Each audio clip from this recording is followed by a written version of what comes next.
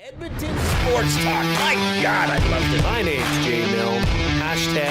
#Blue. Our sports update deliverer, the Coon. I'm Zachary Kubish, and you're up today. You know what, Reid? You might be honest. All right, here's what's going on in the nest.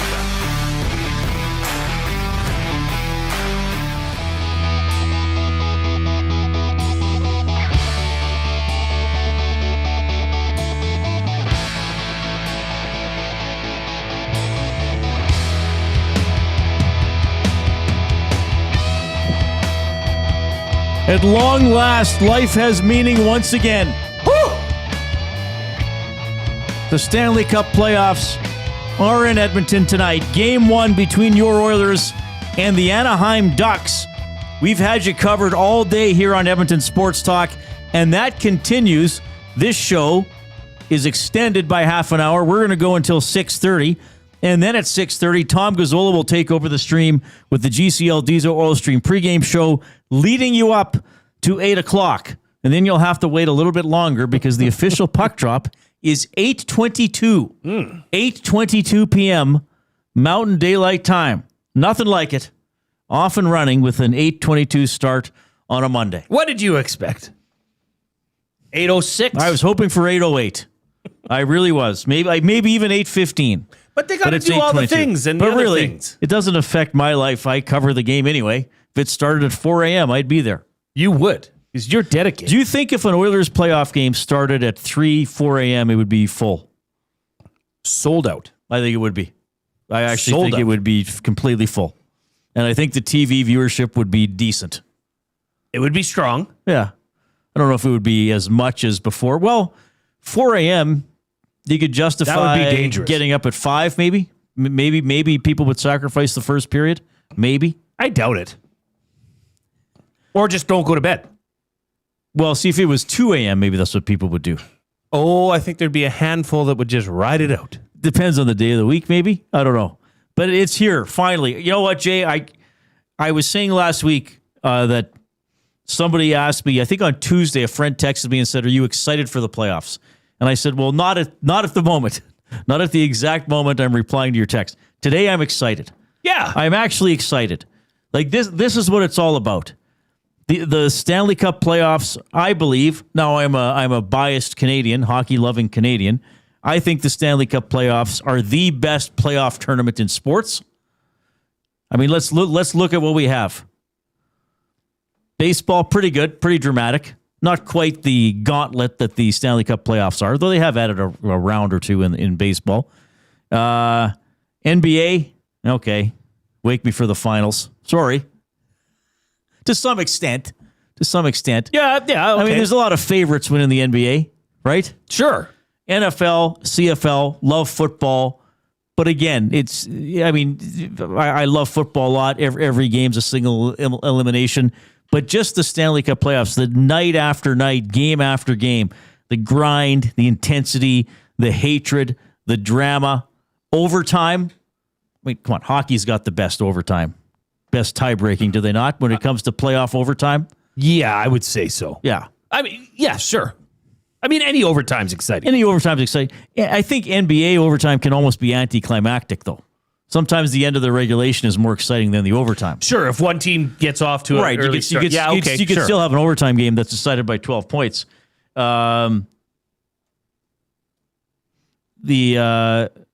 Baseball, of course, it's dramatic. But I just think that in hockey, playoff overtime. I mean, I remember there was a writer for Sports Illustrated, Steve Rushin. And he wrote an article about hockey overtime, and I got to interview him because he was a really clever writer, and he wrote, like, they call it sudden death overtime, but when your favorite team loses, it feels like actual death, So it was pretty good. Now, do you think the excitement, Reid, was built through the games over the weekend? Now being the last series to start game 1, you've dipped your toes into the playoff water, and it's kind of okay. Like, you see the atmosphere in the other arenas. Does that build things up? Well, I think, yeah. I mean, it's too bad, but maybe it helps with the buildup that the Oilers are the last series to go. Well, as a matter of fact, So unless there's overtime, Ottawa, Carolina will be through 2 games. So will Philadelphia and Pittsburgh. True. And Minnesota and Dallas will be in the process of getting through 2 games. So this is kind of like the 12th game to actually get going. So I think, and we're going to talk about this throughout the course of the show. Most of the 7 games over the weekend were very tense and very entertaining. Most of them were. 1 game was a blowout. Yes. Probably the least expected one. Well, but did we both not say last week that we felt that Minnesota Dallas wasn't going to live up to the hype? Because has that not been talked about since pretty much November? Yes. Ever since the Avalanche got off to this 2-3 incredible in the start. Central. Minnesota Dallas, watch out for this one. I mean, it's all I've been hearing about since November. Now, I'm not ready to write off that series by any means. And in fact, I think Dallas probably regroups and gets it done tonight, but maybe in a closer fashion. But yeah, the Buffalo game last night, that was incredible to watch. And it was funny. We were watching it and my wife's like, so is this this is it. We're doing playoffs every night of the week now. Like this. And I'm like, look at this, watch this. Well, the first round is just joy. Tell me this isn't exciting. And then Tage Thompson scores. Tage Thompson scores again. Yeah. And the place is going crazy. They're buckling the fences outside in the watch party. I mean, it was a vibe. Yeah, sure. Well, and I have to, as much as sometimes we criticize the NHL, and I started the show by making fun of the schedule tonight, though we all knew it was coming, including me. I mean, this was no surprise. What, the 8:22 start? It was 8 whatever. Sure. I'm just glad it's not 8:48 or something like that. True. I think we might have had one of those once. They did a great job basically scheduling a triple header on Saturday and a quadruple header yesterday. I mean, yes, there was some overlap, and certainly Montreal, Tampa Bay having a short overtime created a little bit, but basically you could just sit there and watch consecutive hockey games. Like, they didn't do this, well, where there's going to be 2 games at the same time and 2 at another. They took advantage of the weekend start. Correct. And went triple header, quadruple header. And again, 6 of the 7 games were really exciting. I think we saw some bitterness and anger in all the series, like teams answering the playoff bell and trying to be physical and trying to stand up to the other team or assert themselves. And hopefully we'll see that tonight between the Oilers and the Ducks. Here is the expected lineup for the Ducks. Now, I'm going to tell you right off the hop, you've probably heard it already, we will get to a whole bunch of audio. Well, we will be sprinkling it in throughout the show. Yes. But I think everybody expects both Draisaitl and Dickinson to play, right? Because they didn't, Lazar and Szymanski stayed out after practice or after the morning skate, usually meaning they're scratched. McDavid between Savoy and Hyman. Draisaitl with Podkolzin and Kapanen, Dickinson, Nugent-Hopkins, and Roslovic on a line, Henrique with Doc and Frederick, Ekholm with Bouchard, Nurse with Murphy, Wallman with Emberson, Ingram in net. Ingram against the Ducks in his regular season career, 2-2-2, 2.66 goals against average, .925 save percentage, and a shutout. De Staal, of course, the expected starter for the Ducks, 5-5 against the Oilers in his career, 3.59 goals against average, .896 save percentage. But of course, about a minute into tonight's game, you can throw all those numbers out the window. So Draisaitl, back on the ice. Friday he still skated, right? When we were doing the show. Dickinson was back out there yesterday, both in regular rotations. I'd be very surprised if even one of them didn't play. I would too. I mean, there could still be some checkup or pain or something this afternoon where maybe somebody or a trainer says, let's wait one more game. But given how they were used yesterday and what we saw from this morning, I'd be surprised if they didn't play. I would too. And Reid, to be honest, we were saying that kind of all last week, is that although there was really no information put out on the Jason Dickinson injury, right. Draisaitl we knew and we were following. We said, hey, I think the Oilers are in a good position if Draisaitl's in the lineup tonight. Right. Dickinson, not so much information, but based off the words that came out of Kris Knoblauch's mouth, this wasn't a serious injury.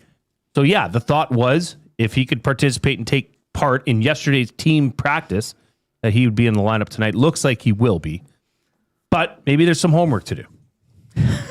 Maybe.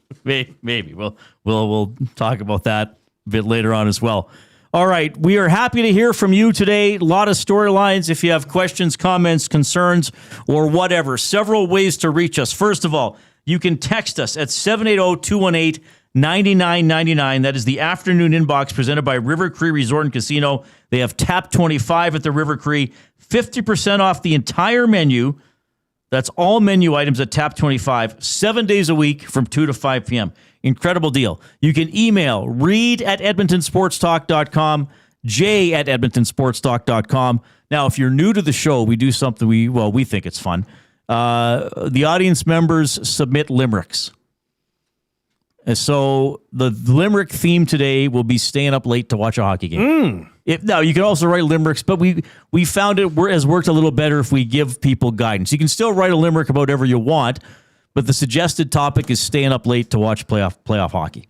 Whether it's tonight's game or a memory of staying up late to watch a quadruple overtime game, or whatever. Overtime magic. Staying up late to watch hockey will be the limerick theme. You can email those, jay@edmontonsportstalk.com, reid@edmontonsportstalk.com. Now, maybe you're streaming us today on iHeartRadio or TuneIn Radio. Those are awesome apps. Thanks for using those. You've probably already made us one of your favorite stations or most listened to or whatever. So I know on mine, like, it comes up automatically. Me too. But you can set that. We also have YouTube. We got the video element as well. The channel is Edmonton Sports Talk. If you have not already subscribed to Edmonton Sports Talk on YouTube, please do so today. We're pushing towards 15,000 subscribers, so let's see how quickly we can get there. Another way to communicate with us, and more importantly with other listeners, other nasties as we call our audience, is by posting in the chat, the nasty chat on YouTube. That's the stream going on down the right-hand side. You don't have to be a nasty person or say nasty things. It's just called the nasty chat for fun, because why not? And also, when you're on YouTube, click that thumbs up. Click, click, click. Must you click? Please, please click.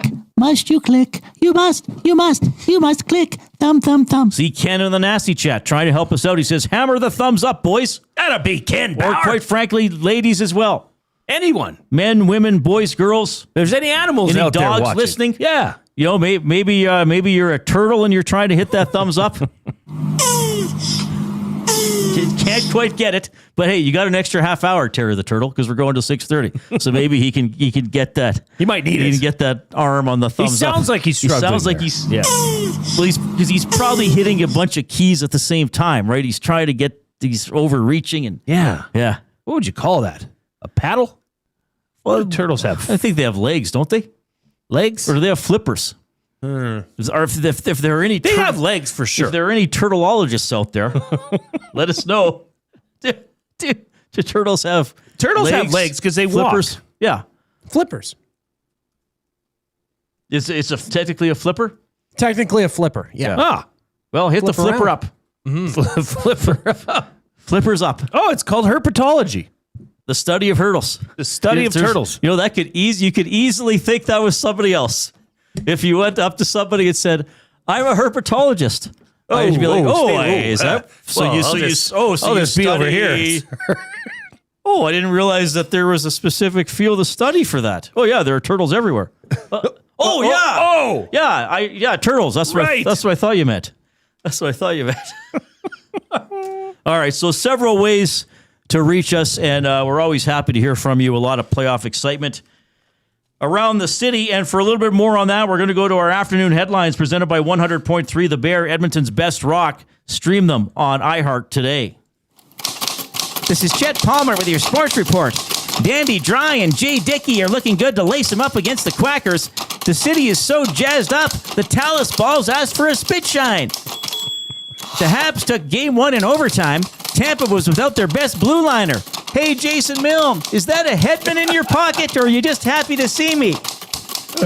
Well, the Bluebirds finally grabbed a win, scoring 8 runs in the first. The last time I had 8 runs, it was after a bowl of my Aunt Sherman's chili. I'm Jeff. Sure, let me do that one more time, Jay. The last time I had 8 runs, it was after a bowl of my Aunt Sherman's chili. I'm Chet Palmer. All right, Chet's ready to go. Thanks, Chet. Afternoon headlines for 100.3 The Bear. Chet really got me going there with the Talus Balls. Needing a spit shine. Hedman. Mm-hmm. I get it, Chet. Poor Chet. I'm just envisioning Chet after his bowl of Aunt Sherman's chili. If I were Chet, I would stay away from that garbage.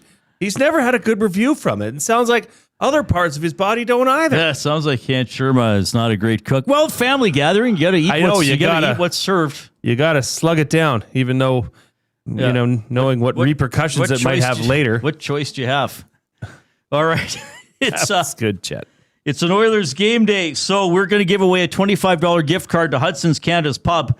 Hudson's Canada's Pub featuring $10 tankards and $6 tequila shots. You can also grab the $23.99 adult Happy Meal that has the drive-in burger, fries, choice of beer, no chili, and a limited edition hockey puck bottle opener. Book your reservation now at hudsonscanadaspub.com. So you have to text in your guesses to 780-218-9999. That's the River Cree Resort and Casino inbox. Maximum 3 guesses per person. First right answer wins the $25 gift card to Hudson's. So if you're new, we're going to give out clues probably a couple times an hour till someone wins. Okay? First clue is Windsor. First clue is Windsor. There it is. Hudson's Canada's Pub. I wonder if that is Mystery in athlete of the correlation to Windsor Plywood Leduc. Faithful partners of the They are great the sponsors, are voices of the game segment. Yeah. Well, I should mention, too, we got a couple Oilers alums scheduled to join us. I got to just give one a reminder right now. Zack Kassian, scheduled to join us in about 20 or 25 minutes, and Kelly Buchberger scheduled to join us at around 4 o'clock. Yeah. So that'll be fun to couple get playoff their warriors. perspective, catch up with them, and see what they're thinking about this series. Physicality, a big part of the playoffs. Both these guys could bring it. And I remember Kassian in 2017 against San Jose and against Anaheim. And it was interesting because in the context of having been an enemy on the Canucks just a couple years prior, like fans going nuts, chanting, Kassian, Kassian, Kassian. Well, yeah, when you play that way, that's why Oilers fans love, the Colton Dawks of the world. Right. Right? They just play that style of game, that aggressive style. It's not hard to get them chanting your name when you're running people all over the ice. Okay, we also every day do our off-topic topic for William Huff. Since 1952, William Huff has provided industry-leading advertising solutions for thousands of valued clients. Their unparalleled customer service combined with decades of industry expertise and a desire to make every job the very best can be is what they call the William Huff Advantage. Visit their website at williamhuff.com or give them a shout at 780-454-4536. Our off-topic topic today is tell us something evil about ducks. Oh. Evil things about ducks. For example, there was once a duck who was going to make all the other duck eggs in the world radioactive, so his were worth more. You may have heard of him. He was called Duckfinger. Duckfinger? Duckfinger, yes. Are you hen-weighing me? Or is this a legitimate? No, Duckfinger. Duckfinger. Well, based on Goldfinger. Yes. Really?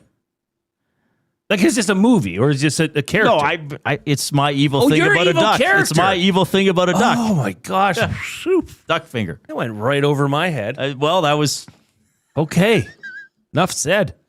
I have ducks. Oh, that's right. So, ducks are dirty. Like, they're incredibly dirty.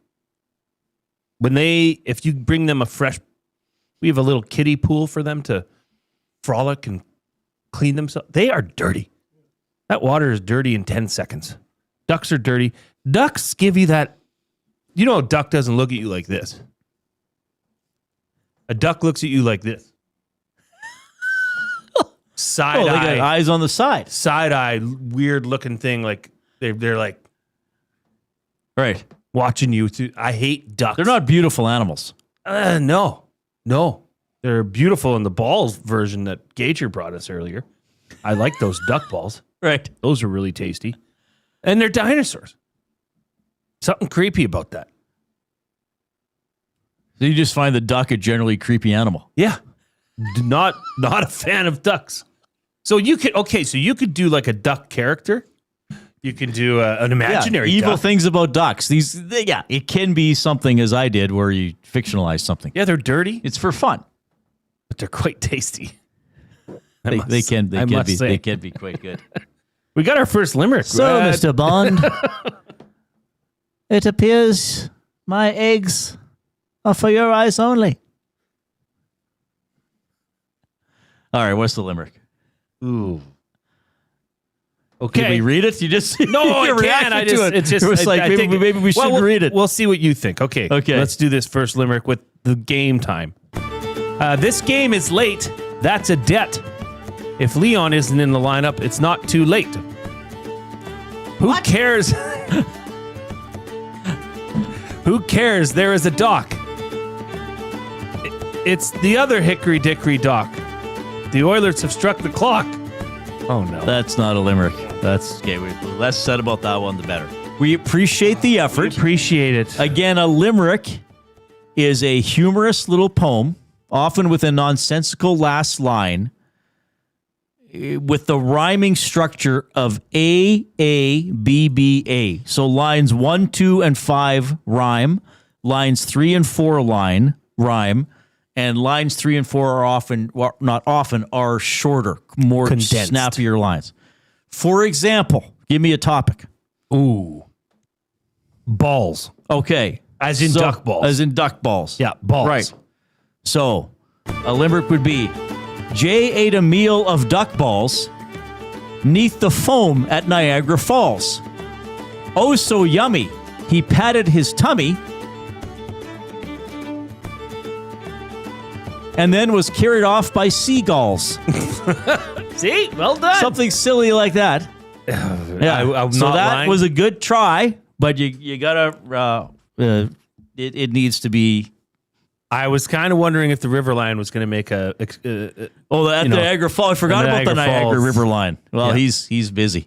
He's quite busy today. All right, 780-218-9999 is how you text us the River Cree Resort and Casino inbox. Again, we're scheduled to be joined by Zack Kassian in about 15 or 20 minutes. We got you entirely covered leading up to game time, game one between the Oilers and the Ducks. Here's an update with Zachary Kubish.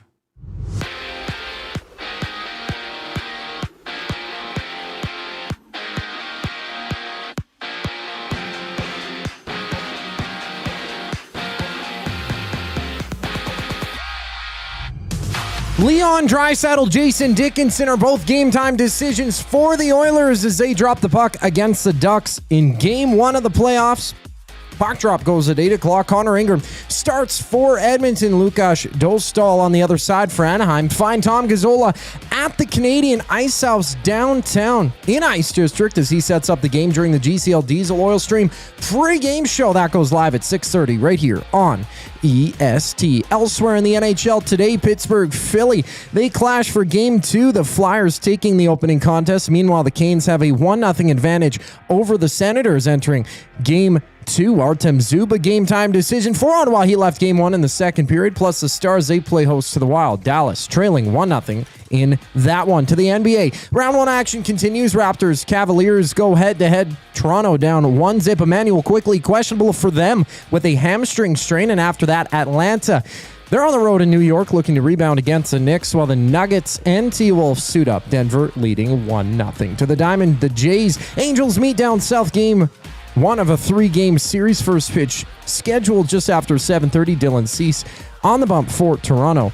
Reid Detmers for LA. This sports update is brought to you by Windsor Plywood Leduc. Locally owned and operated, serving Leduc and surrounding areas since '93. They have doors, flooring, baseboards, and of course, they have plywood. Go see the knowledgeable staff today at Windsor Plywood Leduc. More with Reid and Jay following the break. I'm Zachary Kubish, keeping you up to date. Two guys and a goalie. The Avalanche will have the President's Trophy curse. So who is it? Who are they playing first? They will be playing the Utah. Still to be determined. Oh, it's still. Oh, yeah, that's right. Yeah. The Oilers could be playing. But right now, as it stands, it would be the Kings, right? That's correct. As it stands now, fire it. Two guys and a goalie, presented by GS Construction. Tuesday and Thursday afternoons at noon, only on Edmonton Sports Talk. Your clear choice for Edmonton sports. We have what you're looking for. GD Liquidators is Edmonton's one-stop shop for new and used warehouse, office, and industrial items since 1987. You'll find what you want when you want it. Give us a call, visit us in store, or check out the monthly auctions at gdliquidators.com. 100% Canadian owned and operated. We have what you are looking for. GD Liquidators. Your home for great performances is the River Cree Resort and Casino. God, I wish I could meet somebody like you online. She's got me in the friend zone. Don't miss Morgan Jay's musical comedy May 23rd. 9 p.m. show is sold out. Second 6 p.m. show added. Tickets at rivercreeresort.com. River Cree Resort and Casino. Excitement. Bet on it. GCL Diesel has been serving oil country since 1972. From diesel cars to SUVs to pickups. From farm tractors to school buses to a big rig. From diesel generators to forklifts, GCL can test, troubleshoot, and repair all diesel fuel system components. Whether it's injectors, pumps, turbos, filters, or additive, GCL has the parts you need to keep your diesel running the way it should. For genuine diesel parts at wholesale prices, visit GCL Diesel in the West End or online at gcldiesel.com. GCL Diesel. Diesel understood. The Canadian Brewhouse has a happy hour for any scenario. You finished work early? Happy hour. You finished work because you accidentally hit reply all to the entire company? Big happy hour. Your boss said, great job. Happy hour. Your boss said, per my last email. Ugh, emergency happy hour. You finally closed the big deal. Happy hour. With a huge selection of ice cold drinks and great food, the Canadian Brewhouse has a happy hour for whatever just happened at work. The Canadian Brewhouse. Your day just got happier. Hey Edmonton, did you know a local Play Alberta winner scored over $430,000 on Desert Fantasy? Think about the rec room you could build with that kind of cash. From major casino winners every hour to jackpots worth millions and hundreds of popular games to money that stays in the province, there has never been a better time to sign up for Play Alberta. Download the app today to get started with casino, sports, and lottery, all in one app. Must be 18 plus to play. When you gamble, use your game sense.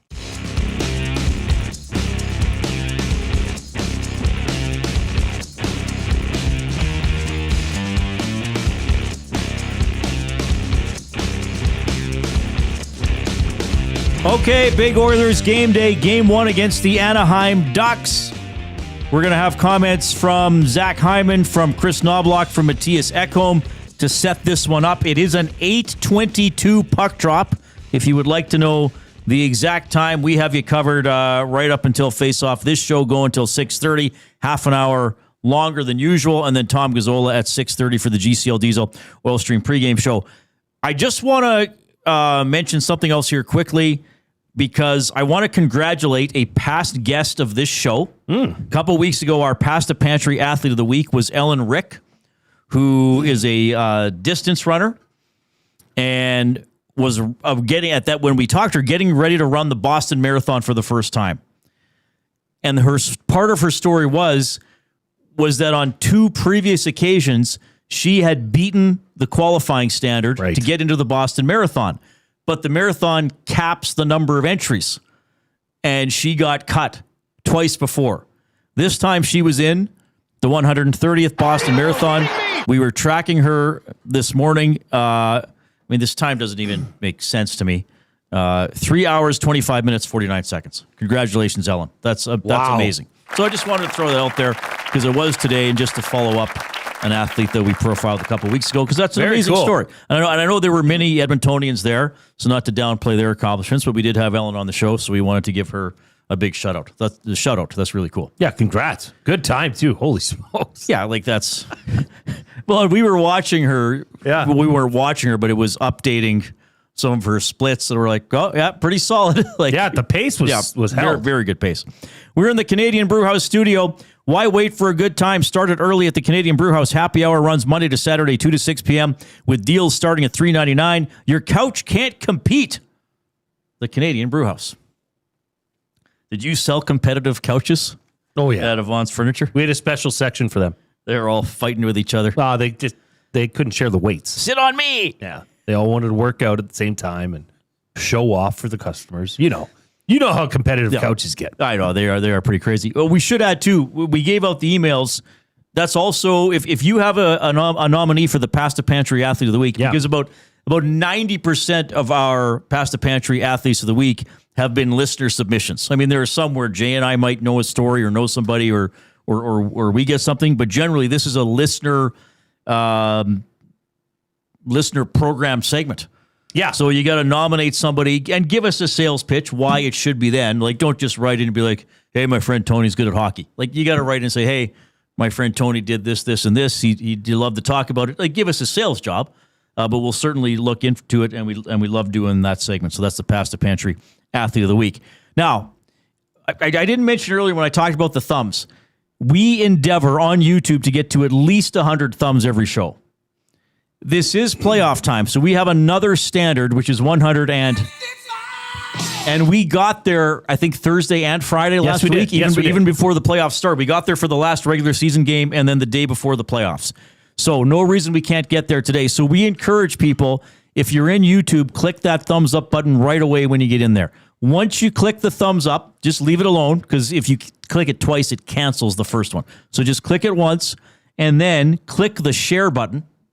Do you believe in life after love? That's right, the share button. It'll give you a link for the show, and you can send that off to other people in your life and say, hey, check out Edmonton Sports Talk, check out the Reid Wilkins Show with Jason Milne. It's everything Oilers and playoff related today, which is a lot of fun.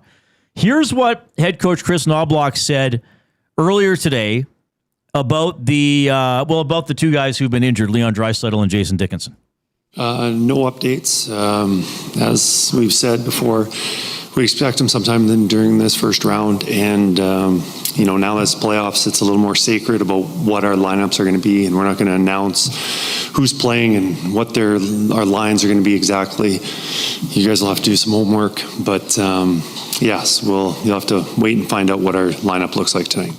Well, I remember once I asked Jay Woodcroft something about the lineup or an injured player, and he told me I'd have to buy a ticket to the game to find out what happened. Perhaps unaware of how media credentials work.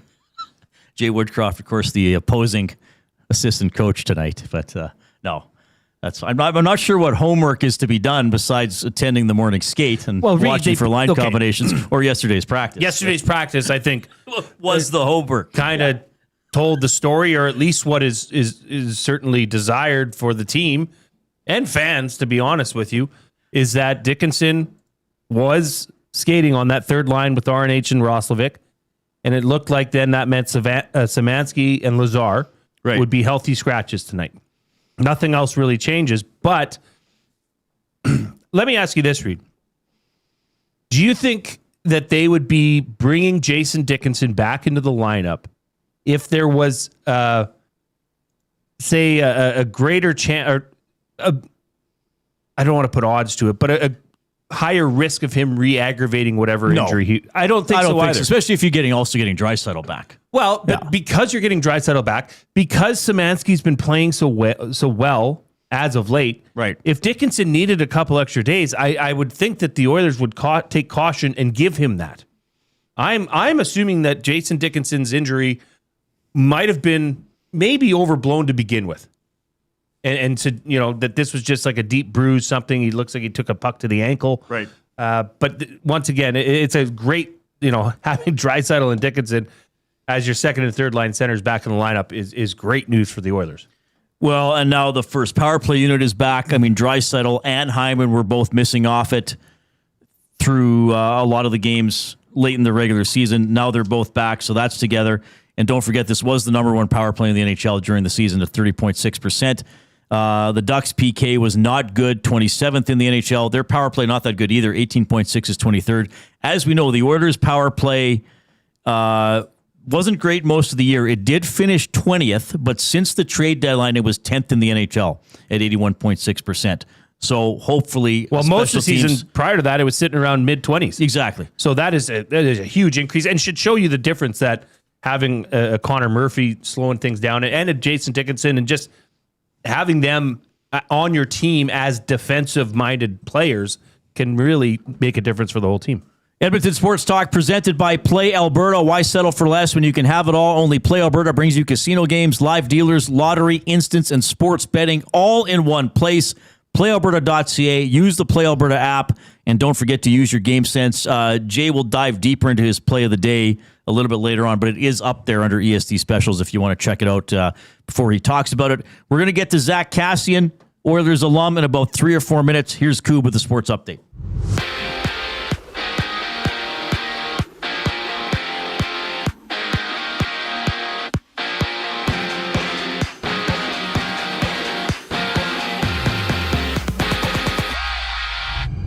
The stage is set. The Oilers take on the Ducks. Game 1, round 1 at Rogers Place. Leon Draisaitl, Jason Dickinson. Game time decisions for Edmonton. Puck drop goes at 8 o'clock. Connor Ingram in between the pipes for Edmonton. Lucas Dostal for Anaheim. Catch Tom Gazzola, Ben Thompson on the GCL Diesel Oil Stream pregame show. Tommy on location at the Canadian Ice House as they hit the airwaves at 6:30 to tee up the game right here on EST. Elsewhere, Pittsburgh, Philly, they clash for Game 2. Philly taking the opening contest, while the Canes, they have a 1-0 advantage over the Senators. Entering Game 2, Artem Zub, a game time decision for Ottawa after leaving Game 1 in the second period. To the hoops, round 1 action continues. Raptors, Cavs tip off. Toronto trailing 1-0. Emmanuel quickly questionable with a hamstring strain. And after that, Atlanta is on the road in New York looking to rebound against the Knicks, while the Nuggets and T-Wolves suit up. Denver leading 1-0. To the Diamond Jays, Angels, they have Game 1 of 3 total games in their series. First pitch scheduled for just after 7:30. Dylan Cease on the bump for Toronto. Reid Detmers for L.A. Zack Kassian, former Oiler, up next here on the Reid Wilkins Show. I'm Zachary Kubish, and you're up to date. The Oil Stream. What can you say about Matt Savoy? The kid's a player. The willingness to learn last year in Bakersfield and the patience, and it wasn't going to be an overnight thing where he was just going to come into the National Hockey League and become a top 6 player and have a big impact, learn how to play with McDavid. That took some gradual steps. Skilled guy that has found The a Oil home. Stream presented by Boston Pizza. Monday, Wednesday, and Friday afternoons at noon. Only on Edmonton Sports Talk. Your clear choice for Edmonton sports. The Blue Jays are back for their 50th season. Whether you're swinging for the fences or tackling backyard spring projects, get the space you need with Sentinel Storage, official storage partner of the Toronto Blue Jays. Try 4 weeks free today. Visit sentinelstorage.ca for details. At Firehouse Subs, our subs are freshly toasted, stacked high, and crafted to satisfy. Each sub is piled high with premium meats, melty cheese, and toasted to perfection. Firehouse Subs brings bold flavor to every bite, all served on a freshly toasted roll. But we're not just feeding Edmonton, we're fueling it. Dig into the brisket hat trick, piled with slow-smoked brisket and melty cheese. Or go to the Firehouse Subs fan favorite, the Hook and Ladder. Made to order with smoked turkey, honey ham, and Monterey Jack cheese on a perfectly toasted roll. With 15 Firehouse Sub locations across Edmonton and the greater area, it's easy to grab a hot and hearty sub close to home. Firehouse Subs. Hot, hearty, made to satisfy. Your home for great performances is the River Cree Resort and Casino. God, I wish I could meet somebody like you online. She's got me in the friend zone. Don't miss Morgan Jay's musical comedy May 23rd. 9 p.m. show is sold out. Second 6 p.m. show added. Tickets at rivercreeresort.com. River Cree Resort and Casino. Excitement? Bet on it. Goodwill is one shopper, finding something I never knew I needed. A jacket, a deal, one donor, letting go of something so someone else can move forward. One program participant, learning, trying, building skills, building confidence, building a future.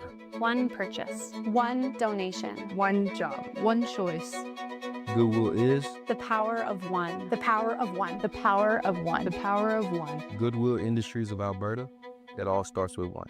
Playoffs don't care what day it is, and neither does the Canadian Brewhouse. Monday, we're packed. Wednesday, electric. Saturday, don't even ask. The Canadian Brewhouse is here for every game, every round, every minute of overtime. From puck drop to final buzzer, we are in this with you. Book your table, find your people, get loud. Don't miss out. Every game feels like a Saturday. This is our house, the Canadian Brewhouse. Looking for flooring? Paramount Flooring has it all. Sales, service, and expert installation with options for every style and budget. Open 7 days a week. We've got you covered. Quick delivery and in-stock deals. Plus, EST listeners get 10% off. Visit ParamountFlooring.ca today.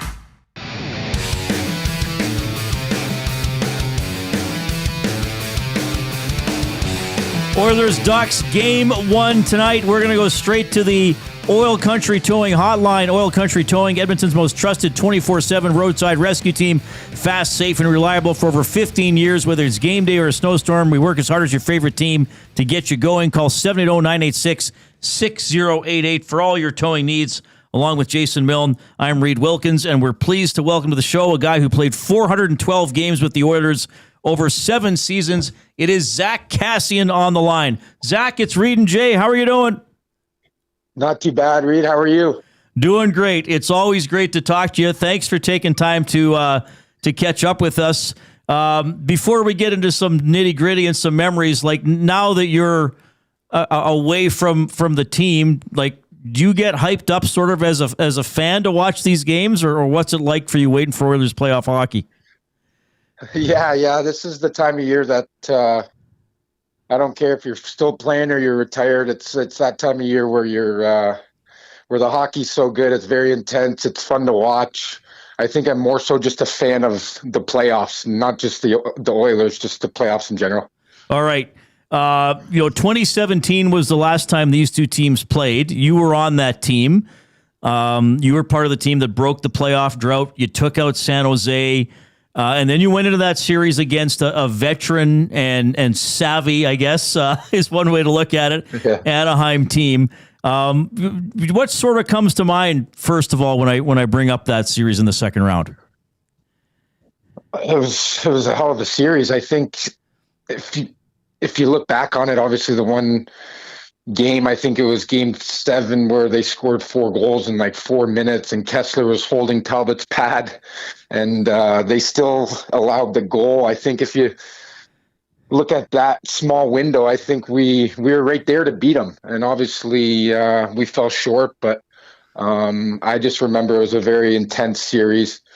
Obviously a lot of goals and obviously Edmonton was rocking because like you mentioned, we finally broke that playoff berth and I think it was the first year in the new rink as well, so it was pretty cool. A lot of energy around the city. Just sucks that we fell short. Yeah, well, the pad grab gets brought up almost daily when you host a talk show in the city, even the middle of the summer sometimes. You know, one of the storylines here for the Oilers going into this playoff series is the goaltending of Connor Ingram and how solid he has been. So there's a lot of hope there. I'm wondering if you can take us back. Like I was covering that team too. What did Cam Talbot mean to those 16, 17 Oilers? I mean, I thought a lot of people say, I've said it, like Connor won the league MVP, but a lot of people thought if the team would have picked an MVP, it might have been Cam Talbot. What do you remember about his goaltending? Yeah, it was a hell of a year from him, obviously in the playoffs as well. Obviously, you need good goaltending in the playoff series, and he gave us a chance to win every night, and that's basically all you can really do is ask from your goaltenders to give you a chance to win every night. But he was stellar, and I think everyone on that team would agree that you're not too far off by thinking he was the MVP of a couple of those series for sure. Well, a different Zach, is on the team currently, Zach Hyman, and last year in the playoffs, he was a one-man wrecking crew. I wanted to, recall from your experience, how important was it for you to go out there and set the tone for yourself and for your teammates to raise the level of physicality? Well, it's important, especially in a long playoff series. Obviously, I felt that my style of play matched playoff hockey, and it was my job and responsibility and role to bring the energy every shift, every game. And obviously that's hard to do through an 82-game season in the regular season, but obviously in the playoffs, every game, every minute's magnified. And it was pretty easy to do in Edmonton with the fan base and playing in front of those fans, pretty electric and something that I'll always remember for sure. It was a pretty cool experience. Well, physicality obviously raises in the playoffs, but take us back to your first postseason. Give us a sense of what other aspects of the game changed the most from the regular season into the playoffs. I just think the energy and everything is, like I mentioned, magnified. I think the intensity intensifies, and every shift, every period, and especially every game matter. And there's swing games, and there's game one's important just as much as game seven's important. And I think those are the games that you want to be a part of, especially as an athlete, to get the chance to play in those games. Oilers alum Zack Kassian joining us this afternoon on the Reid Wilkins Show with Jason Milne on the Oil Country Towing Hotline. Zack, thanks for your time. Just a couple more for you. We love talking to you. You played with Leon Draisaitl, obviously. I don't know how closely you were following him being injured for the last 2 or 3 weeks, but did you have any doubt he was going to be in the lineup tonight? And maybe just some thoughts on his just his toughness and his drive. Yeah, I think I can't remember exactly what playoff series it was. I think he was playing on one leg a couple of years ago when I was on the team. I think he's a big part of that Oilers team. He's a horse, especially in the playoffs. He's one of those players that seems to elevate his game as the games get more important. So didn't like to see him get injured, but I knew deep down that he would do everything possible to get back and be ready to rock for this cup run here. And I'm happy to see him back. And maybe just to tie this all together, like I started by asking you to flash back. Leon was there in 17. McDavid, Nugent Hopkins, Nurse. Like, I don't know, even when they were younger and you first came on the team, like, were they already sort of the pillars or becoming the pillars of the team? And, now they're all 30 or almost 30. What's it been like being there for part of their growth and seeing them grow as players and leaders?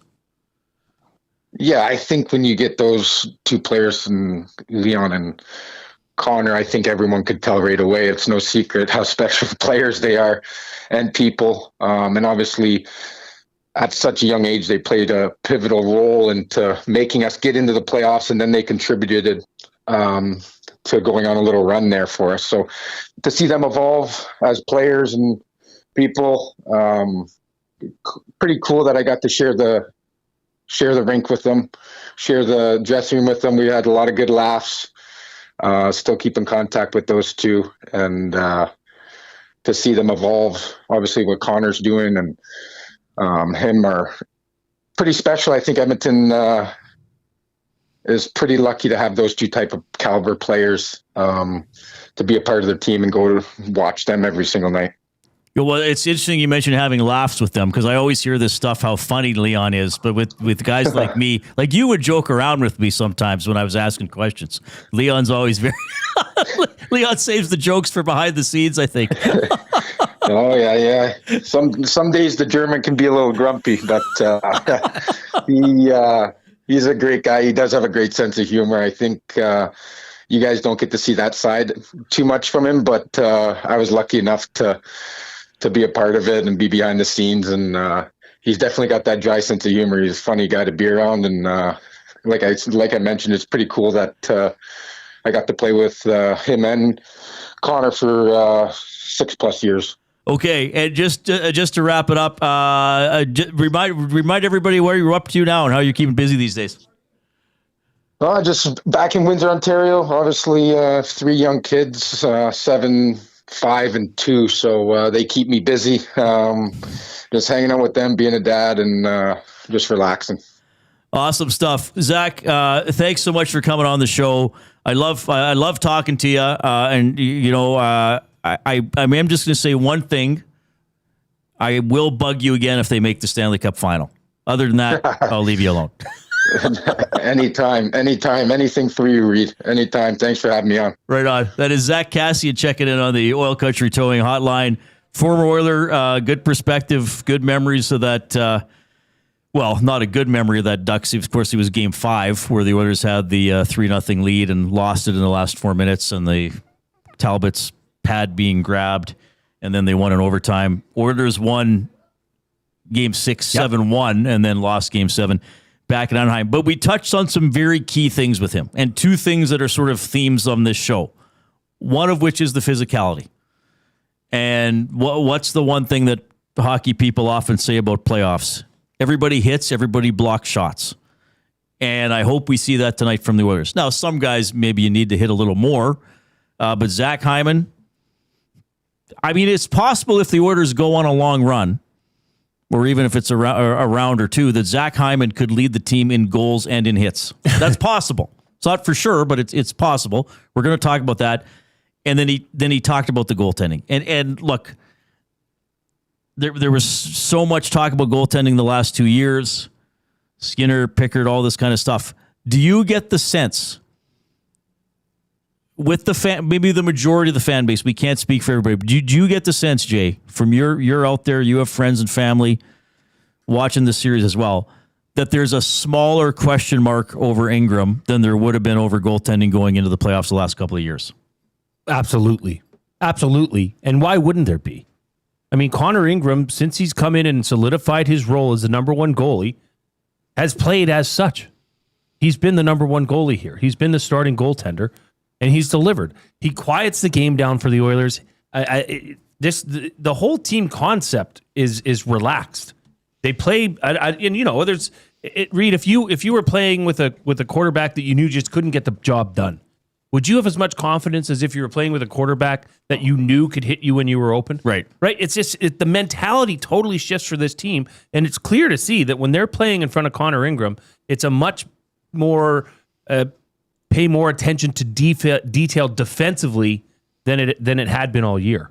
So yeah, no, I would say, and that's an interesting point because last year that was still a question mark, and I'm sorry to maybe meander too quick here but I mean I saw a goal by Sanheim from Philadelphia against Pittsburgh on Saturday, and I mean, going one way, shooting the other way. How many times has Oilers fans seen that goal? Yeah, where it just happened to go in? That would be a goal that I think right now they'd get a save. Yeah, it's interesting too.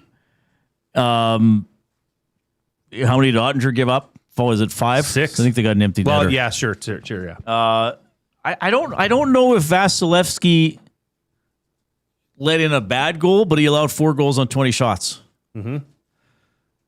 Yeah, there was no... You know, if an Oilers goalie has an 800 save percentage, nobody cares what the goals were like. They're saying you got to stop something. True. Actually, Gager and I were talking about it. Like the Anderson goal, Vasilevsky's kind of leaning, like he's expecting a pass. Anderson's like, okay, well, I'll shoot it. Yep.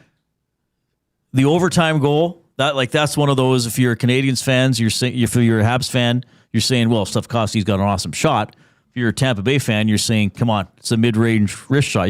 So everything's magnified, right, at this time of year. But we'll see how Ingram does. But definitely, I think he's been inspiring some confidence here going into the postseason. And I'm curious tonight, Jay, this Anaheim team. I mean, Hernan was helping me with all the guys who haven't played in the playoffs. Including some of their important players: Lacombe, Terry, McTavish, Seneca, right? Like Gauthier, Carlson, Leo Carlson, like good players. Some of their leading scorers, some of their high ice time guys have not been in the playoffs. So I'm wondering what the opening moments of this game are going to be like. You know, like, can the Oilers overwhelm them to some extent? I would hope so. I mean, if I'm Edmonton, I'm saying, like, get on these. We've been here before. These guys haven't been here. Yeah. Like, they might think they're prepared. Maybe Coach Q is telling them what to expect, but they haven't been in it. Let's start wearing them down from the very first shift. Now, you should do that anyway, but especially against a team like what's Anaheim? Young, fast, not afraid to make a mistake. Well, make them feel slow and afraid. Yeah, and I couldn't agree more, Reid. The start of this game is important to not only this game, but the series. This will set the tone for the entire series. If the Oilers can put this in doubt early on, I don't know that Anaheim can recover from that. I really don't. I mean, where's the leadership that you're going to look back on? If the Oilers were to go down 1-0, that's a totally different story. They're saying, okay, we've got this. We know we can come back. They're a little better in game ones lately, but they used to almost always lose game one. Well, yeah, they're 28 and 30 all time in game ones. No, 4-4 the last 2 years, but prior to that, in the McDavid Draisaitl era, yeah, 15-10 when it's at home. So they do have a better home record, and it has gotten better as of late. But yeah, the start of this game is imperative because, what do you think of that, Reid? Do you think just because you don't have the playoff experience that now? What I'm asking, I guess, is do they just not know any better, and that's okay, and they can maybe play a little bit more free or loose than knowing what the expectations are in a playoff matchup? The thing that would worry me is I think that could win you a series. I don't know if that could win you a cup. Sure. So, right, Anaheim's sort of blissful ignorance could help short term. Long term, I don't know if it can, though you do get experience along the way. But, so much happens in a series. Momentum swings, bad penalty calls, bad goals, good goals, great plays, that you sort of have to be able to be steady with that. The Oilers should be better at that. I mean, without a doubt. Without a doubt. 780-218-9999. Chime in, River Cree Resort and Casino inbox. I got to give clue number 2. Hudson's Canada's Pub Mystery Athlete of the Game. So the first clue was Windsor. The second clue is Devils. 780-218-9999. First correct guess, though remember 3 guesses maximum per phone number, so you sort of got to have a strategy here. And the first correct guess gets the $25 gift card to Hudson's Canada's Pub. We got another Oilers alum, Kelly Buchberger, coming up in a few minutes. And you're also going to hear more from Zach Hyman, Matthias Ekholm, and Kris Knoblauch. It's the Reid Wilkins Show with Jason Milne on Edmonton Sports Talk, presented by Play Alberta. The Lock Shop. Did you see the scenes in Buffalo before the game even started? The Rollerblade Boys? Oh, was that incredible? I mean, the scenes around Buffalo, and man, they kept going to that shot in the park or whatever where the fans were. And man, when the third goal went in, the fence came down. It totally reminded me what it's like around here. The Lock Shop, weekday mornings at 11, only on Edmonton Sports Talk. Your clear choice for Edmonton sports. You've always known GCL Diesel as the experts in diesel fuel systems, but did you know that GCL is also your source for turbochargers and turbo repair? As a turbo supplier for Garrett, Borg Warner, and Holset, GCL can provide genuine original equipment turbos at wholesale prices. Whether it's diesel, gas, natural gas, or performance, we can provide you with the turbo or custom repair you require. Turbo questions? We've got turbo answers. Visit us in the West End or online at GCLDiesel.com. GCL Diesel, turbochargers, understood. Worksite ready, Western tough. Lamley's Workwear is calling all tradespeople, oil and gas crews, construction workers, farmers, and hard-working Canadians. Built for the job with quality craftsmanship, job site protection, and cowboy-worthy durability. Trusted brands like Airy at Work and Wrangler Rigs, designed for performance and all-day comfort on the toughest sites. No matter the season, Lamley's has the workwear you need. Shop the full range now at lamleys.com/work. LAMMLES. Time for a new career in 2026? Or maybe your kid is still pondering their path. Good news! Weiss Johnson is hiring. It's Dennis, and not only are we hiring for heating and air conditioning, we're also looking for experienced plumbers and gas fitters. With the growth in residential development, there's no shortage of opportunities at Weiss Johnson. Choose your path with us. Learn from one of the industry leaders, and we will grow together. Receive great benefits and school reimbursement as well. Visit weiss-johnson.com today. You've heard the name, but what does it mean? For over 66 years, William Huff Advertising has supplied signage from screen printing to digital to LED with design, production, and install in-house. It's a one-stop shop for all your signage needs. Edmonton owned and operated, William Huff has been trusted by the biggest companies and teams in the City of Champions and many others across the country to do the job. If you're looking for a way to get the word out about your company or event, they are the answer. Go to www.williamhuff.com. Their results speak for themselves.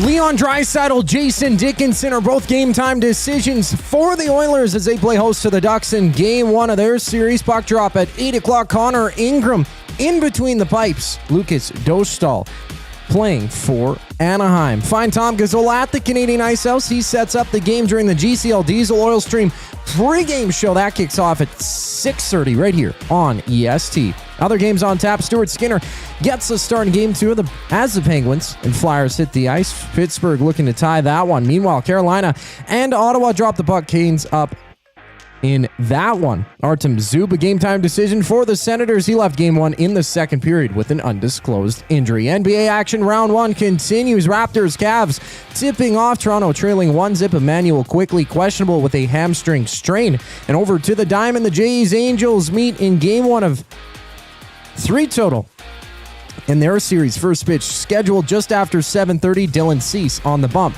for Toronto. I'm Zachary Kubish. That was your sports update. Hour 2 of the Reid Wilkins Show starts right now.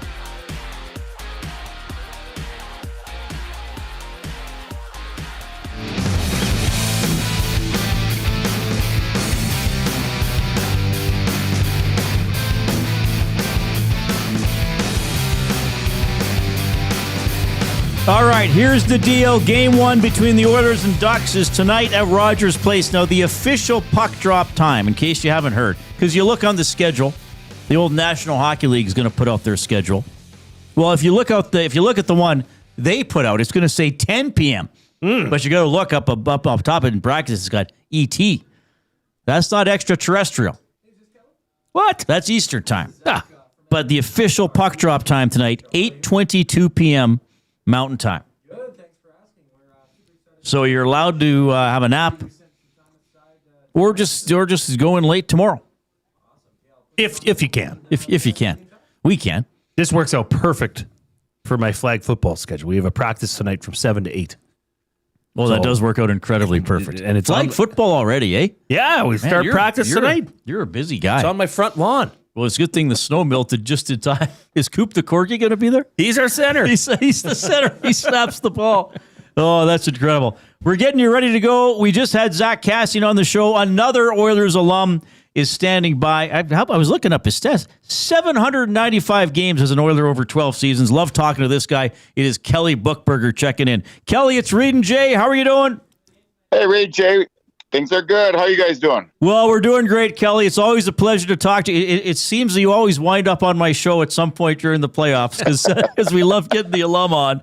I asked Kassian this in the last segment. I want to ask for you. Like you played, you won cups. You played in massive games. You've stayed in the community and become an Edmontonian. Do you experience a day like today as a former player, or do you now maybe experience it a bit as a fan and you get caught up in what all your colleagues and friends are feeling? I think more of a fan. I'm a resident now of Edmonton, and I cheer for the Oilers. There's no question about that. Our playing days are long gone, and I'm going to meet Mac and Kevin for a couple beers and a bite to eat before the game, and then we'll sit and watch the game like fans and cheer for our blue and white. Yeah, well, that's great to hear. Those two guys, of course, very proud to be with the Oilers organization as well. When you, and I believe you're one of our initial guys, I think your first game was in the Cup final, but what was a playoff game day like for you as a player? And did you handle things any differently as you became more of a veteran going into a playoff game? I think that's a good question, because I think the first couple of games you're a little nervous, and because you need to get that first win. You got to find a way to get that first win, and every shift counts, and you don't want to be that guy that makes a mistake that causes the game. But I think after that you get settled in a little bit, long as everybody's on the same page and everybody's pulling the rope and the chain at the same time and the same way, that you have a chance of winning. But I think after you get that first win, everybody settles down a little bit, and but the first round, as we know, is always the best round to watch. Well, Jay and I were talking about that in the first hour, like the triple header Sunday, 4 games yesterday, all leading to the Oilers game tonight. Like you mentioned sort of the team aspect of stuff. And I'm just going to give you a comment, and you can take it wherever you like, because this really stuck with me. I was talking to Fernando Pisani off mic. Like I think I ran into him at a Golden Bears game or something. And he said in 2006, he said, Reid, everybody talks about my goal scoring, but we were so together as a team. And Fernando said, like, I was terrified to be the one guy that didn't get the puck out from 10 feet inside my own blue line and let everybody down that way. I mean, you kind of got to have that. I don't know if you necessarily have to have fear, but you got to be playing for all the other guys too, right? there's no question, and it doesn't matter what sport it is. You can watch the Super Bowl, and after the win, they're interviewing the players that have won and said, we didn't want to disappoint anybody. This is the best team we ever played with. We're a family, and it's every sport, and you really don't want to let anybody down when you're in the playoffs. And you know what? Throughout the season, you don't want to let anybody down also, but it just seems that it gets more magnified as playoffs go on. And listen, there's mistakes to be made. There's no question about that. But I think one thing in the playoffs that people have to watch out is the penalties. You got to be really disciplined. You got to stay out of the box. And I'm sure that's Anaheim's one of their key notes is stay out of the box and be disciplined. Kelly Buchberger joining us on the Reid Wilkins Show with Jason Milne. Well, and we're ready for the physicality tonight, right? And I mean, this is what's exciting. You see McDavid and Draisaitl out there hitting. But I'm excited to see, Frederick and Doc and some of these guys, Kelly. Like, can they keep rolling and being aggressive like they were late in the regular season? Well, if they get a decent amount of ice time, yes, they can be effective. But when they do get out there, they got to do something. And they have been effective here late. And it's not a bad time to be effective coming into the playoffs. And you earn your ice time in the playoffs. One thing about the playoffs is that if you're not going, you're probably not going to play. And it's one of those things you want to be part of it because it's such a great time of year for any hockey player or any fan to watch these first round of playoffs and the playoffs going forward. But as a player, you want to make sure that you're doing your role right and making sure that the team gets on that winning column right away. Kelly Buchberger joining us here on the Reid Wilkins Show, courtesy of the Oil Country Towing Hotline. Look, Anaheim is a younger team. Their leading scorers are all 25 years of age or under. You've played against teams like this when you were going through playoffs. Is that a different mindset? Is that something you talk about inside the locker room leading up to that series? Is, hey, we've got to get on top of these young guys before they know what's hit them. Is that something that would be discussed leading into a series? Well, I think you guys talked about it just a couple minutes ago about the physicality, and I'm sure both teams are going to bring it. They've played Anaheim enough. They know their key players. One thing about Anaheim, they got strong goaltending, and we've seen that in the Olympics, how well he played. And their D seemed to be really physical, and they can move pucks. So you want to make sure you get on their D quick with a hard forecheck. But the thing is that Anaheim, they do have some great young players, but you don't want them to get settled. You want to be hard on them. You want to make sure that, you're first of those loose pucks breaking out and have clean exits from our zone. And we want to make sure that, we move that pucks north as fast as we can. Kelly, you mentioned goaltending. I got to get a memory from you because in 1990, you won the Cup with the Oilers. Bill Ranford won the Conn Smythe as the playoff MVP. And that first series against the Winnipeg Jets started kind of rocky for him. I think there was a 7-5 game and maybe some goals he didn't like. You guys were down 3-1. Can you kind of reflect on Ranford's journey and how he built up his confidence? And I'm assuming the confidence of all his teammates as that playoff wore on. He was in a different zone than everybody else. I think those first few games, we just didn't play very well as a team, and obviously he was back there. But he really settled into his own. He's so athletic and so competitive that he also give us a chance to win every night when we're playing. And it seems like everybody had confidence with him as long as we did our job. And like on the penalty kill, he was excellent on the penalty kill. He could read the plays. He knew where it was coming from and tracking pucks and fighting to find them. And he did all that. And saying that, actually, I just talked to him last night. He's in Vancouver and he's doing really well. Okay, and look, I got to ask you this because the city is just so alive. Everybody's pumped up. I mean, I was driving on 107th Ave last night, and this pickup goes by me, and it's like huge Oilers flags coming off the back, and we see all the shirts and jerseys that people have. When you played, and I know you played in the older building, but still, it was pretty loud there too. How much do you actually feel and notice as a player once coming out for the game, and then once the game gets started?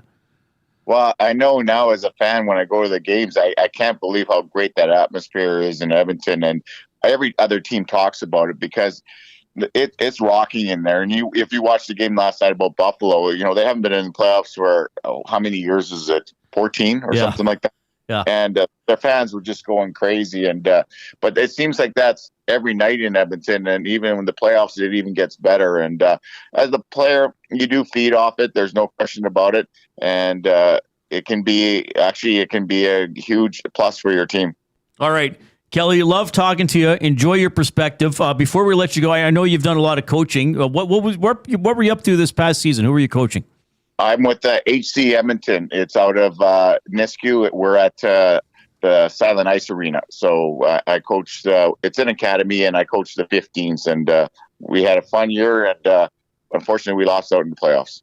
Now, you don't happen to know a gentleman by the name of Sean Bell, do you? Yeah, I work for Belsey. Oh my goodness! Oh no! Oh my goodness! We love Belsey. Hey Kelly, thanks a lot for doing this. We always love chatting with you. Have fun pre-gaming with Mac T and Kevin Lowe. That's quite the trio right there. And enjoy the game tonight, man. We really appreciate your time. Well, you guys have a great time and enjoy the game. Kelly Buchberger checking in on the Oil Country Towing Hotline as we get you ready for the Oilers and the Ducks game one with a couple of alumni who were, what's the phrase we use? Who could be very noisy players. Yes. Without scoring a goal or without even touching the puck, quite frankly. And that's why they were beloved here. Kelly Buchberger, and earlier we had Zack Kassian on the show. Yeah, fantastic. Good gets, Reid. That was awesome there's just a little bit of nostalgia there too, right? Of the experience of playing here in the playoffs and the buildup and the energy. And yeah, I think that you'd be, you'd have to check your pulse if you weren't, consumed by that. So, and that'll be super loud tonight. I'm most anticipating what the song is that we were debating last week. It's still eating at my brain as to what that song's going to be that comes before Enter Sandman. I'm waiting with bated breath. Well, we had Stu McDonald on the show on Friday, the president and chief revenue officer of Oilers Entertainment Group. And he was telling us about all the watch parties and the outdoor viewing for the home games and all that fun stuff. And I said, do you know what it's not the intro song per se, the pump-up song. Pump-up song, like the pre-intro I said, song. do you know what it's going to be, and will you share it with us now? And he said, yes, no. But he said they showed it to OEG staff on Friday in the bowl. It went over very well. And he said that... surprised? That fans will be surprised and delighted by the song selection. I'm intrigued. So I'm very intrigued. Yes. Surprised and delighted. Which makes me think that it's because we spent a while on the show on Friday talking about it, and we got a lot of listeners saying, well, Thunderstruck, Machine Head. And I said, but those aren't surprising. Those are Arena Rock sports associated songs. Yes. I agree. No, I'm eagerly anticipating. Yeah, the way that he said that. Now we're holding Stu to that. He better come through here. Better. Reid, I want to read you something that came in on the River Cree Resort and Casino inbox. We're going to get into breaking down, obviously, more of this. We're going to hear some clips. We're going to talk about Hyman, Ingram, all that fun stuff. This one came in from Deaky Spark, 780-218-9999. He says, Troy Terry, 2 hits on the season. Leo Carlson, 14. Maybe I'll be wrong, but that sounds like players who are going to disappear in the playoffs. Podkolzin has 242. Now, I get it. Not all Oilers are like that, but the Ducks have no one like that. As long as Trouba doesn't throw elbows or Gudas throwing knees, the Oilers should just be fine. I was shocked to see that. I was looking at the stats today. I think were Gager and Hernan talking about it? I know another show today was talking about it. I was stunned to see that. That's hard to do. Yeah. Where is it again? Troy Terry played 61 games. So really, he was on pace for 3 hits, Jay. 2 hits in 61 games. Hi-yo. He did have 57 points. He was plus 11. He's a good player. I don't know. And Reid, I'll tell you this. It wasn't till recently, like within the last 2 weeks, that he registered his first hit. Right. Now, Gauthier, 64 hits. Bennett Seneca, highly impressive player, 97 hits, 60 points. But yes, there are some lower totals. Who was the other player you mentioned? Oh, Gudas. Oh, Leo Carlson had 14 hits in 70 games. Now, Yes, yeah.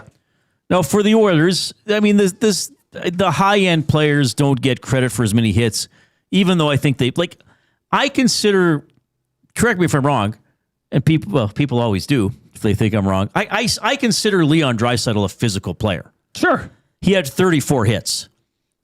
I suppose he doesn't get in there on the forecheck and slam guys into the boards. He's uses body position, steals the puck. He's heavy on the puck. Now, and I will think he will hit in the playoffs. McDavid, 40 hits. Nugent Hopkins, 25, so that's a little lower. Who was really low on the Oilers? Okay, Matt Savoy, 14 hits. But he's not like a top dog for Edmonton like Karlsson would be for the Ducks, who had 14 hits. So Leo Karlsson and Matt Savoy both had 14 hits. But you're right. So Colton Dock, now most of these were with Chicago, but still an incredible total, 219. Trent Frederick, 193. Frederick had a lot of hits, and Frederick's played better lately. Anaheim, Trouba, 143. What was Gudas at again? 164. And Ross Johnston, is Ross Johnston playing tonight, though? I don't know if he is. I don't know if he's going to play tonight. Oh, he's hurt, actually. He might be injured. Yes, and like, who would have thought we would have been saying this, 3-4 months ago when it didn't look like the Oilers had enough jam, that the Oilers should have the physical advantage in this series. I really think they should. They should. And Reid, wouldn't it be, a delight for fans for sure, but it would be a surprise to, I think, a lot of us as well, if that third line could become a bit of an X factor for this team. If they can start, they're contributing. You've seen Colton Dock and Trent Frederick throwing their body around. But if they can start contributing goals as well. Well, that's actually the fourth line tonight. Well, right? True, sorry. But no, I'm not saying that to correct you. Yeah. For the perspective of the Oilers' third line has Nugent Dickinson on it. That's true. Yeah, so if they can create some offense and still do and contribute physically, I think they have. Like, it just reminds me of one of those playoff lines that every team that hoists the Stanley Cup is going to say, yeah, look at those guys. Those were the real guys that, slugged it out in the tough areas. Game is at 8:22. It'll be Ingram against Dostal between the pipes. A lot of storylines to get into this one. More on the goaltending. We'll have some comments out of the Oilers dressing room. More on the physicality with a focus on Zach Hyman, who led the way by miles last year in the playoffs when it came to hitting. And, of course, Jay and I also want to look at things about the Ducks that do concern us. Sure. Because I know we're talking about things that favor the Oilers in this series, and there are things that favor the Oilers. I do think the hitting, we talked about the special teams. If those trends continue, those should favor the Oilers. However, I do not believe this is going to be a walkover. What did I say? Oilers in 6? They're in the playoffs. I still expect the Ducks to perhaps have a lopsided win in this series. So we're going to go over 2 or 3 things each about the Ducks that we find really concerning. That'll be coming to us. Well, you're welcome to text that to us, 780-218-9999. The River Cree Resort and Casino inbox. Don't forget about Tap 25 Happy Hour, $5.25 drinks. All beers, including bottled, domestic, import, and draft. Select premium well highballs and select premium wine served at Tap 25, Center Bar, Onyx, and on the casino floor. Available Sunday to Thursday, 9 a.m. to 7 p.m., rivercreeresort.com. Should we do a couple limericks? Well, we might as well. These are about the late start, about the Oilers back in the playoffs here as we start another playoff run in Edmonton. This is from Ed the Pilot. Going to the game for the first time in years. Oh, how I like those heroin beers. I'm pretty sure I will be drunk. The Oilers will win. It's a slam dunk. I told my boss I might not make it in. Celebrating the win is not a sin. Now, great job. Now, this was the first time text. Okay. If I'm not mistaken, although he had a name, but he hasn't texted in a while.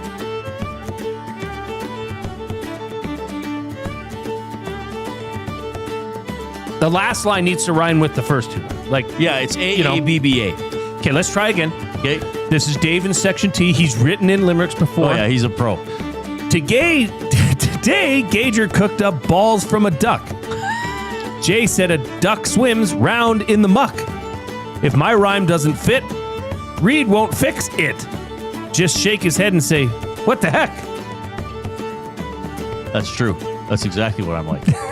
That's like, I can't argue with any of that. Oh, boy. Well, we're getting some good efforts today. Yeah. Yeah, it's fine. 780-218-9999, River Cree Resort and Casino inbox. Oh, we're gonna get Jay's play of the day when we get back as well. We must. For Play Alberta. This is going to be fun. Here comes the Coop.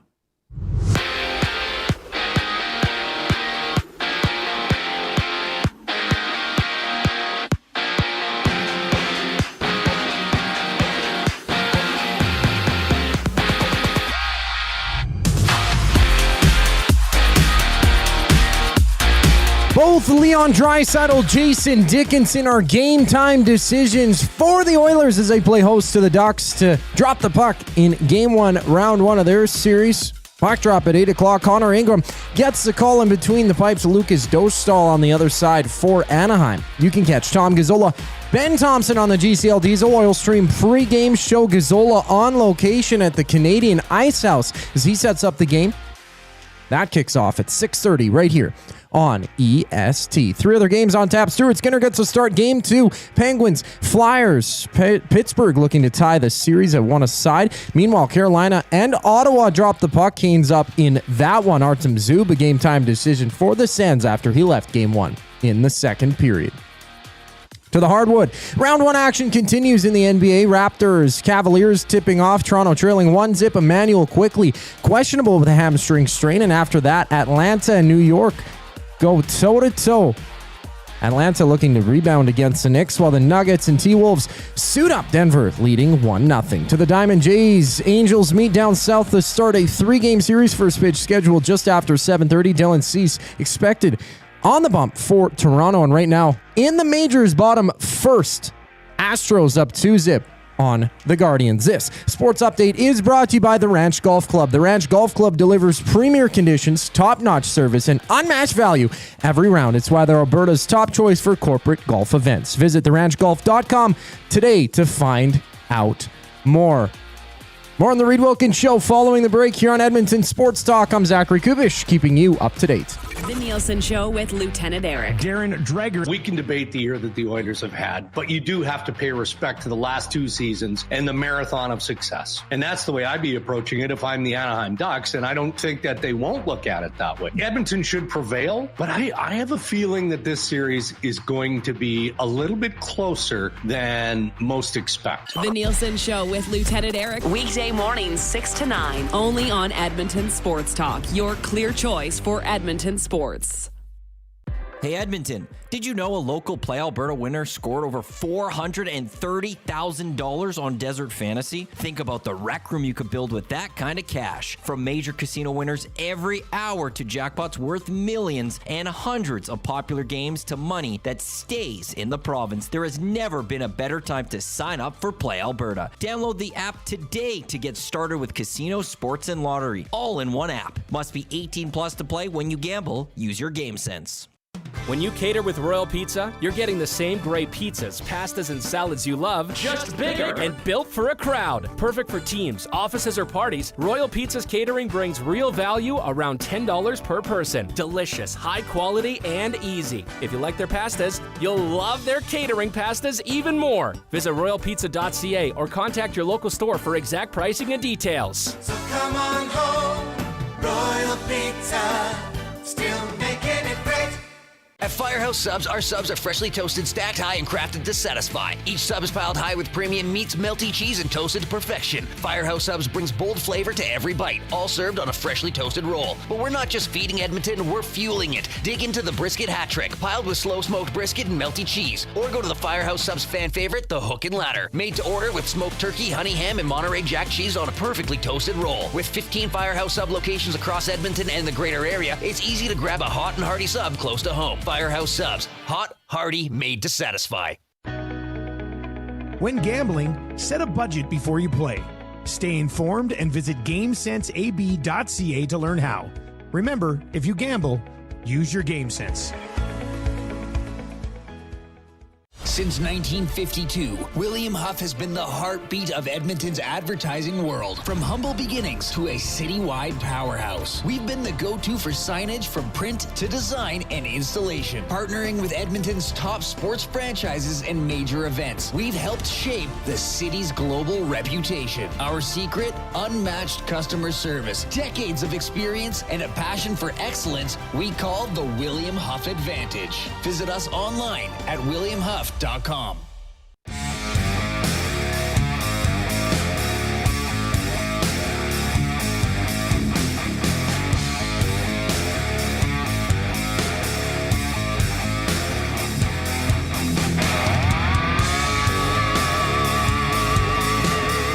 right, thanks a lot for joining us this afternoon. Oh my goodness, we're less than 4 hours away from the start of the game. Do you believe that?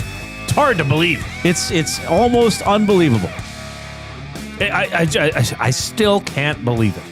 Playoffs are here. The playoffs are actually here. Reid, it's April. This is your second playoff as a talk show host. It's 420. How amazing is that? I'm very honored that it is. Yeah. I'm glad I'm still here. You are here, baby. Well, I made it out of, what do you call it when you're under... probation. Probation. I made it out of probation. I actually exited the probation phase early. Yes, you had a longer than usual probation, but then you got out of it early. Well, probably deservingly so. You know, new. Didn't know if I could hack it. Right. I still don't know if I can hack it, but I haven't been kicked out. My keys are still on my person. So we're with you until 6:30. So here's what we're doing this week. Because the first 3 games in the series, today, Wednesday, and Friday, all start at 8, Jay and I are going to go until 6:30.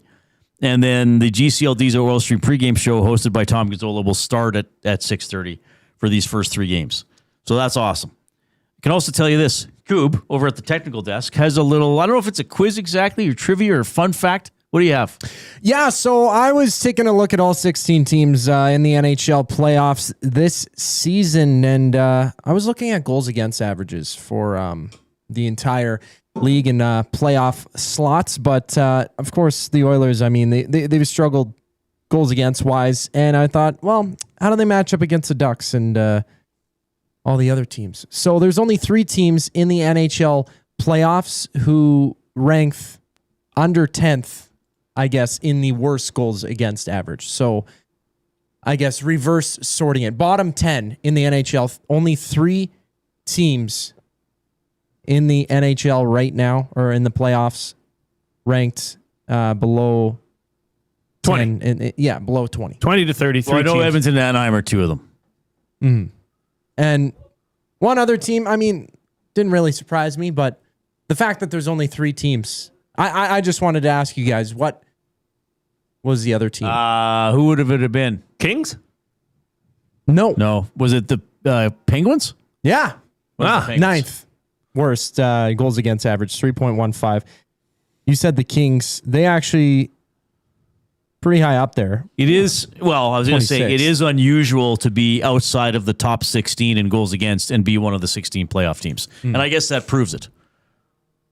Because only the other 13 of the best defensive teams are in the playoffs. 13 of the top 16 best defensive teams are in the playoffs. Wins championships, they say. You know all about that. It's Jay, it's play, he's Jay, it's today. It's Jay's play of the day. It's Jay's play of the day.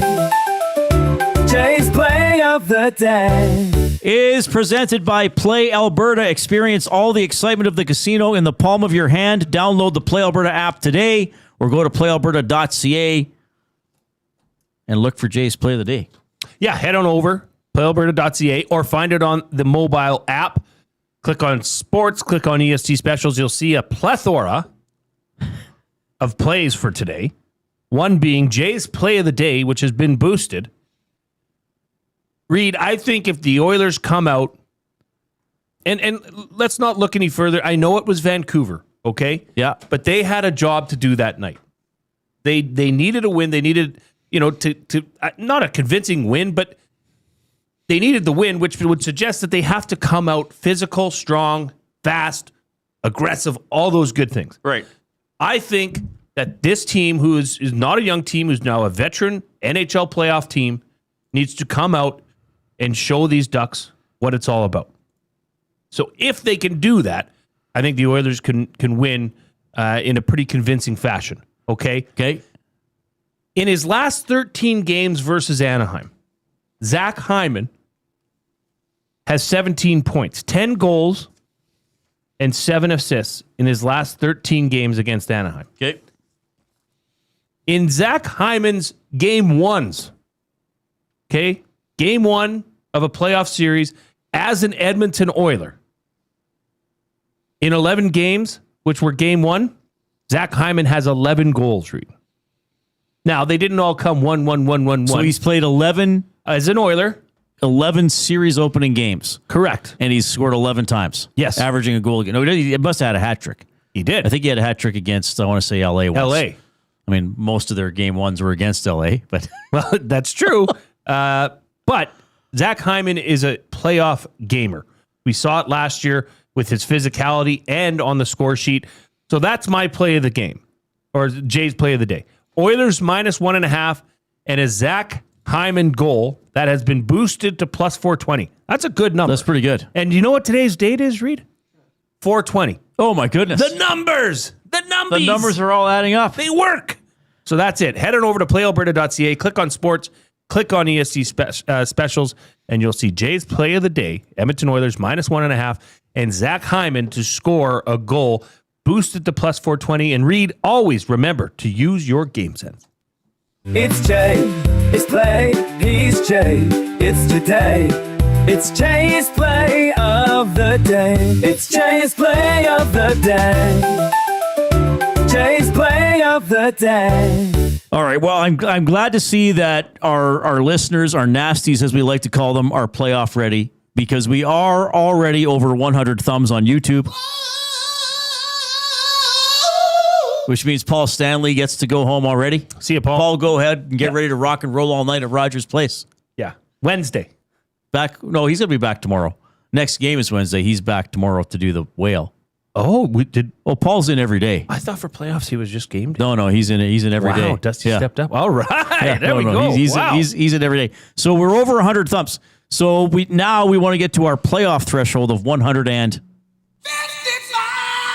There you go. We're at 120. So in 2 hours, we need 35 thumbs up.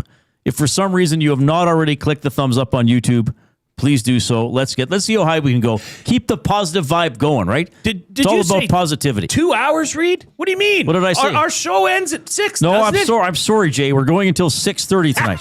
Let's go playoffs, baby. It is the playoffs. Yeah, and you're going straight from here to flag football practice? Yes. In your front yard? Yes. Someone put in the chat, cuts down on the field rental fees. You got it. So good for you. Well, the county hasn't opened the fields. All the fields that you can use are closed because they don't want to them to get beat up with them being wet. I don't care. Right. Let them abuse and use the front lawn at the Milne residence. It's all in the greater good of football. No, it is. And Coop the Corgi is going to be there. He will be in attendance. Did we do the limerick from Library Pat? I haven't gotten to quite a few. The playoffs are now underway. The Oilers are itching to play. Start times are late. We'll watch and we'll wait. Let the duck hunt begin, come what may. Not bad. Very good. Not bad at all. I think you're going to like this one too. This is from Deaky Sparks. I expect the Oilers to win to give those Ducks a spin. Game's on late, but don't fret, mate. It's all to see them in the finals again. That'd be fun. The Oil Understood is presented by GCL Diesel, providers of the best diesel engine components around. From turbochargers to injectors, fuel pumps to sensors, they are the critical engine component experts. Proud to serve Edmonton and Northern Alberta for over 50 years, and now a partner of Edmonton Sports Talk and the Reid Wilkins Show. GCL Diesel. Diesel! Understood. All right. So we've been talking about hitting, physicality, setting some sort of a physical tone. Zach Hyman can do that. He was certainly doing it last season. Here are the stats, just to remind everybody. He was credited with 111 hits in 15 playoff games last year. Now, here are the Oilers in the regular season who had over 111 hits. Podkolzin had 242 in 82 games. Pretty incredible. Doc had 219 in 61 games. Frederick 193 in 74 games. Nurse 137 in 82 games. And close to that, Amberson actually had 107 and 72. But so Hyman had more hits in not even a quarter of a regular season amount of games than most of his teammates did in an entire regular season last or this year. Kris Knoblauch reflecting on that. What he brought last year was phenomenal. Not only with his physical play, he's one of the best forecheckers in the league. I don't think he gets enough credit for that. He's able to disrupt the other team's breakouts with his physicality, his speed, and having a good stick, which allows us to play a lot of time in the offensive zone. And I think that's somewhere what we're good at. Do I expect him to set records on hits? No. But, if he does, I think that's great. I think him bringing that physicality is good for our team. All right. Well, no kidding. I mean, he was just amazing last year. Now, I guess the question is, can he do that again? And he was asked today, can you hit this postseason like you did last postseason? I don't think I got the play I got hurt on was the full play. It wasn't a play that I was going to hit somebody, so I don't think it has there's no correlation between me upping the hits and me getting injured, in my opinion. I think it's important to bring physicality in the playoffs. I think it's important to elevate your game, to bring another layer. These games, everybody gets better. They're tighter, harder to score, and it's checking. It's a different type of hockey than the regular season. Well, yeah, I don't think Zach Hyman is worried about getting injured. I think if he hits a lot, there's more of a chance someone else is going to get worn down. And as he said, he wasn't hurt delivering a hit. There was a collision, a bit of bad luck, and he got injured. But this is why Zach Hyman is a beloved player and a valuable player, is because he recognizes that there is a job to do, and he is going to take it on himself to be a person who does that job. He plays physical. He can score goals. He can forecheck. He can play on the power play. He doesn't kill penalties anymore. He used to sometimes. He's just, would you call him a gamer? I know you like that phrase. Oh, big time. That is the definition of flipping a switch. Right. Is going into the playoffs and dragging your teammates into the fight by your actions on the ice. 111 hits, Reid. That's phenomenal. Registered 4 or 10 or more hits in 4 postseason games, 4 or more postseason games. That's an NHL record. Right. Like what he did last year was phenomenal. Right. Do you think, given how this team is shaped this year, do you think he needs to do that and set the tone as much with the physicality or to make it that much of a point? Yes.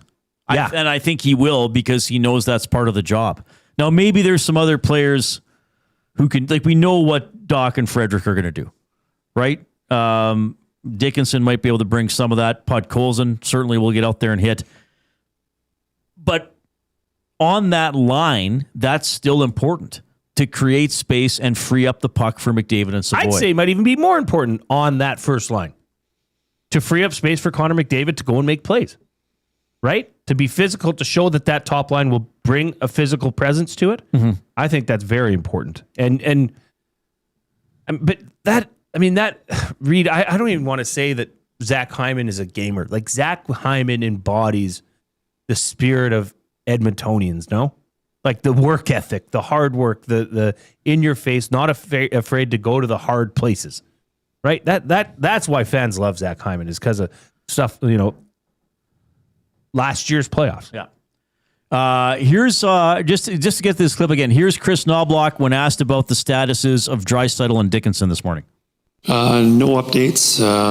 As we've said before, we expect them sometime during this first round. And, now as playoffs, it's a little more sacred about what our lineups are going to be. And we're not going to announce who's playing and what our lines are going to be exactly.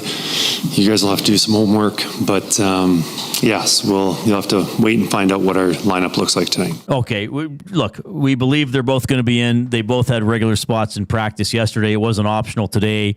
Lazar and Szymanski stayed out later, which is usually an indication the guys putting in a little bit of extra work aren't going to play. But I would say very, very promising for Draisaitl and Dickinson to be back in tonight. In the Nasty Chat, Les pointing out the game starts at 11:52 p.m. in Newfoundland. I don't know if we have any Newfoundland and Labrador residents checking in today. We probably do. That's late, man. That is that's I never thought of it that way. Or I guess the Labrador part of Newfoundland and Labrador probably isn't on that time zone. My mistake. But Newfoundland would be, what are they, 3.5 hours ahead? Yeah. Yeah, 3. Yeah, that's quite a bit. I don't mind the late starts, Reid. I mean, I'm in a different boat though. Like with kids and getting them to bed and getting them set up for bed. You're not going to be bothered the last. To have the late start is not bad. Yeah. And then you can just unwind and watch a great hockey game. Yeah. Well, I mean, I'm not really complaining. I mean, I'm going either way. I guess if it's later or overtime, then yeah, maybe. Right. But I got nothing to complain about. Now those morning boys. I often do complain, but those morning boys, they're going to be all gibbled up. They're going to be all gibbly goo. Oh yeah, they're saying no to overtime. All right. 780-218-99. Oh, yeah, if there's a lengthy overtime tonight. How many, I think in my tenure being a talk show host, so they had a double overtime in game 2 of the final. They had a double overtime game 1 against Dallas in 2024, but McDavid scored in the first minute, I believe. Do you remember that one? Coob, wasn't it? Do you remember that McDavid goal from Bouchard? Game 1 against Dallas in 24. I think that was in the first or second minute of the second overtime. It was quite early. I think it was the first minute because I think they started and shot the puck in and Nuge pressured the puck and it came up the wall and Bouch put it in front. Now, there was the triple overtime game against Winnipeg when they got swept in 2021, which was a great hockey game. Unfortunately, the Oilers lost. Oh, and I think the Kessler's pad game, I think that one went to double overtime.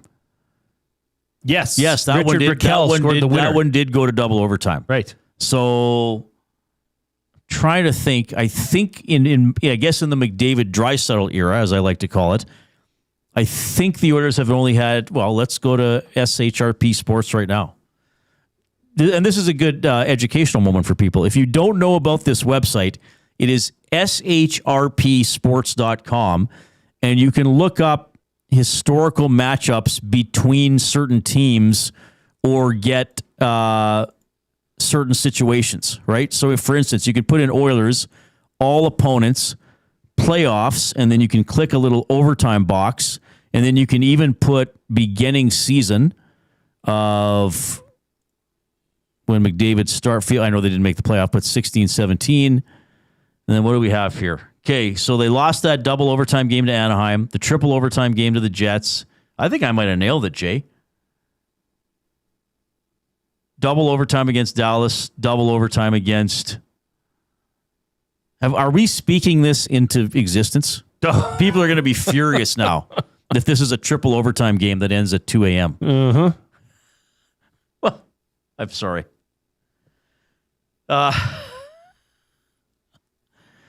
So, only one game thus far went to overtime, right? Montreal, Tampa Bay. Was that the only one so far? Yeah. Well, 1 out of 7. That makes sense. Anyway, 780-218-9999 is the River Cree Resort and Casino inbox. River Cree Resort and Casino turning 20 this year. Massive promotion going on until October 26th. Over $1 million in prizes, 35 winners of $20,000 in casino free plays, 9 brand new cars, 56 winners of $1,000 in cash, rivercreeresort.com.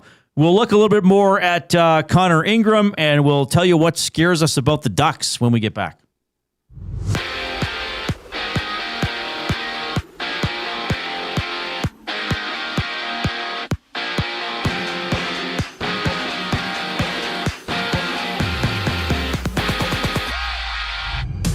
Leon Draisaitl, Jason Dickinson are both game time decisions for the Oilers as they host the Ducks. Game 1 of their series. Puck drop at 8 o'clock in Rogers Place. Connor Ingram starts for the Orange and Blue. Lucas Dostal on the other side for the Ducks. Catch Tom Gazzola at the Canadian Ice House. He sets up the game during the GCL Diesel Oil Stream pregame show hitting the airwaves at 6:30 right here on EST. Around the NHL, Stuart Skinner gets a start in Game 2 as the Penguins and Flyers hit the ice. Penguin looking to tie the series at 1-aside.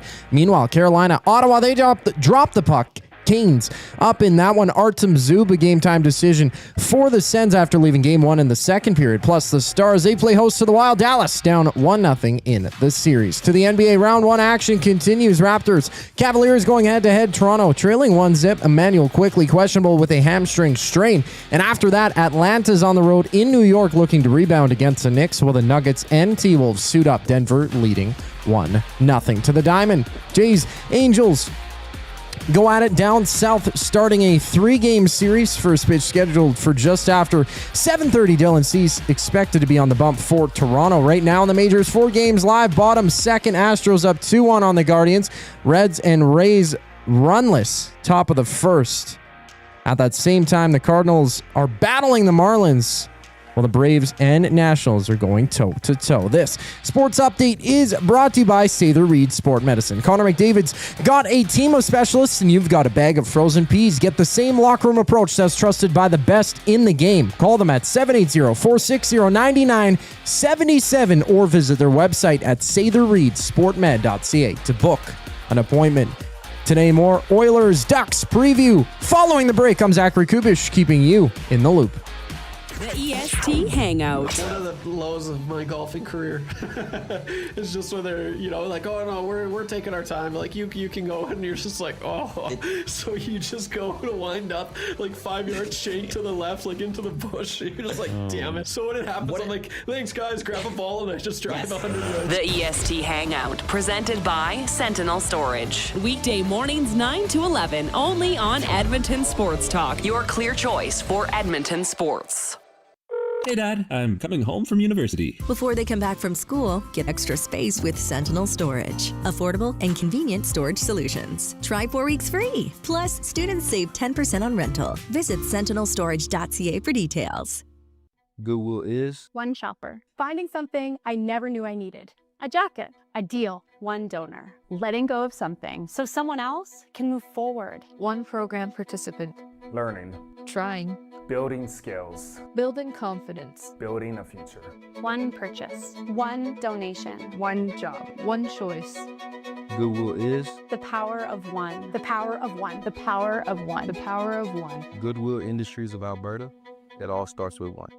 Looking for quality building materials and friendly advice? Visit us at Windsor Plywood Leduc, family owned and locally run since 1993. From interior materials for doors, flooring, baseboards, and all the finishing touches to all you need for your outdoor projects like cedar lumber for decks and fences, plus all the plywood you'd need. Our full-time on-staff carpenter can help with anything odd-sized or custom, and from domestic hardwoods to exotic selections, we've got you covered. And if we don't have it, we'll track it down for you. Windsor Plywood Leduc. We're the experts you need to know. Hey Edmonton, did you know a local Play Alberta winner scored over $430,000 on Desert Fantasy? Think about the rec room you could build with that kind of cash. From major casino winners every hour to jackpots worth millions and hundreds of popular games to money that stays in the province, there has never been a better time to sign up for Play Alberta. Download the app today to get started with casino, sports, and lottery, all in one app. Must be 18 plus to play. When you gamble, use your game sense. Hey Dad, I'm coming home from university. Before they come back from school, get extra space with Sentinel Storage. Affordable and convenient storage solutions. Try 4 weeks free. Plus, students save 10% on rental. Visit sentinelstorage.ca for details.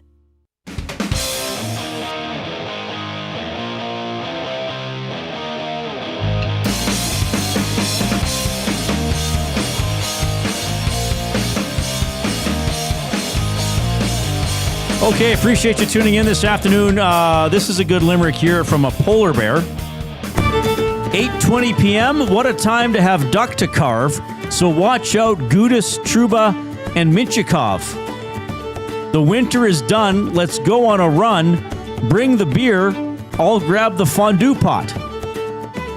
Close. I mean, I know what he's going for. Yeah. Carve, pot. Close. Yeah, not bad. I appreciate that the attempt. I think you might have taken the off rhyme a little bit too far, but good. Not bad. Fun imagery in that one. I've got another one from the poet laureate of Edmonton Sports Talk, William Mike Spear. Work's done. I'm leaving the shop. Heading home. Not gonna stop. Got my wings and beer. I'm ready to cheer. Wait. Still 5 hours till puck drop? Yeah, that's the thing. This isn't rush home for a game in the East. Take your time. In the Eastern time zone. Take your time. We are coming to you from the Canadian Brewhouse studio. Skip the couch and get in the game at the Canadian Brewhouse. Every puck drop, every goal, every roar, ice cold drinks, wall-to-wall screens, and the best fans in town. The Canadian Brewhouse is the place to be. Better give clue number 3 here in the Hudson's Canada's Pub. Mystery athlete of the game. We have had some interesting guesses. Some guesses that I expected that we would get, but they aren't correct. So I'll give clue number 3, and clue number 3 is Rangers. So the clues are Windsor, Devils, and now Rangers. Windsor, Devils, and now clue number 3 is Rangers. That's about all I can tell you. Okay. Because I can't just give it away. I mean, that would be silly of me. That'd be improper. That would be unprofessional. Be frowned upon. Frowned upon, some would say. All right, any text or stuff about the series you want to read before we get into some other stuff? Got lots here. I'm curious what people are thinking. Ian says, Oilers just need to play their game and don't fall into Anaheim's tricks. Yes, they have a few dirty players looking to hit everything, but it will hurt them in the end. Take the power play and make them pay. Poop stains. I think we have a big physical forward group with a bottom 6 that can wear them down and even fight if they have to. Very balanced forward group. I kind of wish Emberson was 6'5" and mean as hell. Then that would be a complete group. Well, but as we saw from the stats, Emberson not afraid to hit. Has he just quietly rounded into a decent depth defenseman this year? I'll say. Yeah. For what were the realistic expectations? Well, for him to be a third pair right shot. Yeah, doing that. I mean, sure, I guess there could be better players in that role in the league, but I don't think he's been a detriment at this point. No, I would say he's, that's a fair way to put it. He's rounded his way into that position. Yeah. Right? Oh, boy. Limericks just keep pouring in, Reid. Well, we can do another one. The Whistle Dog. Playoffs games start so late. The final game of this Monday slate.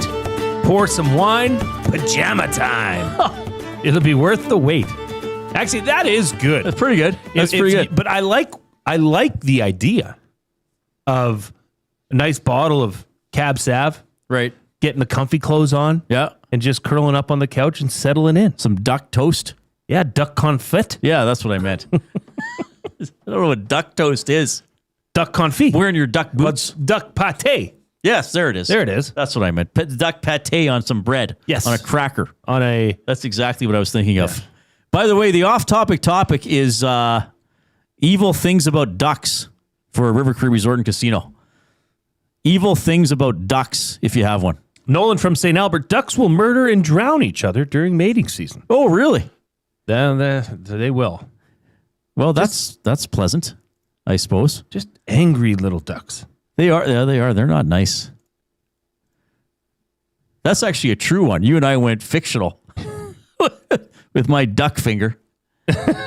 Well, evil things about ducks. Have you ever heard about one of the greediest ducks alive? Scrooge McDuck? Oh, who could forget? He's not sharing all his gold with anybody. Mm-mm. What an evil little duck.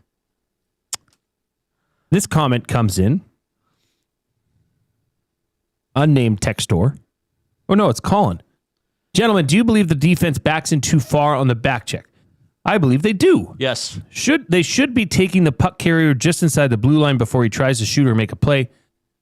Panthers scored the winning goal on such a play in the first Cup game. What do you think? Yes, I agree with that, but I think they've gotten better at it recently. Sure. I've said that throughout the season where I didn't understand why on a 2-on-2 or a 3-on-3 an attacking player wound up getting a shot from the hash marks. Yeah. I do think it's improved. Knoblauch has made comments that he thinks they're better at defending the rush. I think the forwards have shown a little more zip and wherewithal in getting back. So I don't think this is as big of a problem. Hopefully it won't be. Now Anaheim, well, we'll talk about this when we get more to how we think the Ducks might play. Anaheim likes to score off the rush. So, yeah, the Oilers can't back in. And they're going to have, I mean, what's it called now? Back pressure, back support. When I was a kid, it was just good old-fashioned back checking. Sure. Or hustle your ass and get back. Or whatever you want to call it. Jablonski, get back there. That was called fear. Quit cherry picking, Jablonski. That was fear. Yeah, exactly right. So I think that's a good text. I think it has been a problem most of the year. I think it's less of a problem recently. If it's a problem in this series, then you're giving the Ducks an advantage. If you're going to back in against these guys, you're going to let them go to work. I think I saw some stuff today that they like to carry the puck in. I think if the Oilers can thwart that, then that's another thing that can be an advantage for Edmonton.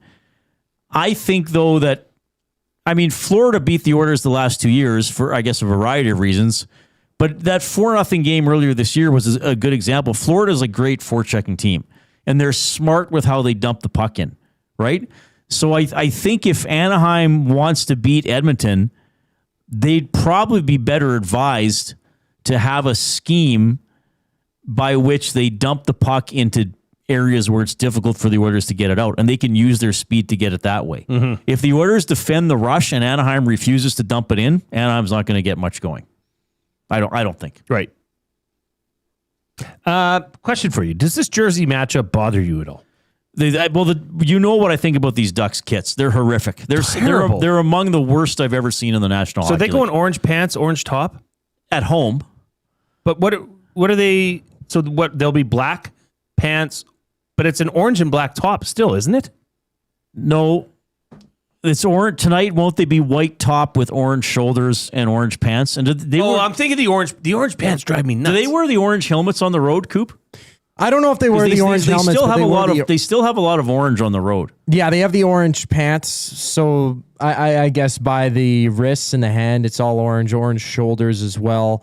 The bottom of the jersey is orange. They have orange pants. See here, so it's a white. Part. So it's a white helmet. Yeah, it's the orange pants that it's just. Well, and the orange on the there's so much orange on the shoulders, even on the white jersey, it can still almost look like an orange top. Yeah. So if you weren't with us last year, I mean, you sound like some baby or somebody that got out of prison. If you weren't able to tune in last year during the Four Nations face-off, Jay and I ranked all 32 jerseys in the NHL. I had Anaheim last. And I think you had them bottom three. There. Like the home kits especially are horrific. And the Oilers have worn orange jerseys over the years. They weren't this bad. It's the style of orange. I don't know what it is. Yeah, it's an obnoxious orange. It's not a pleasant thing. orange. I don't like it. It's too much orange on the ice. Yeah. Mex Bezzosa with a limerick. An 8:22 start. Got to keep him caffeinated. And McDavid and Dry going to keep him captivated. Playoffs are here. It's sunny and clear. The real signs of spring, you got to keep them separated. A little Offspring reference, is it not? As Offspring once said, nah, nah, nah, nah, nah.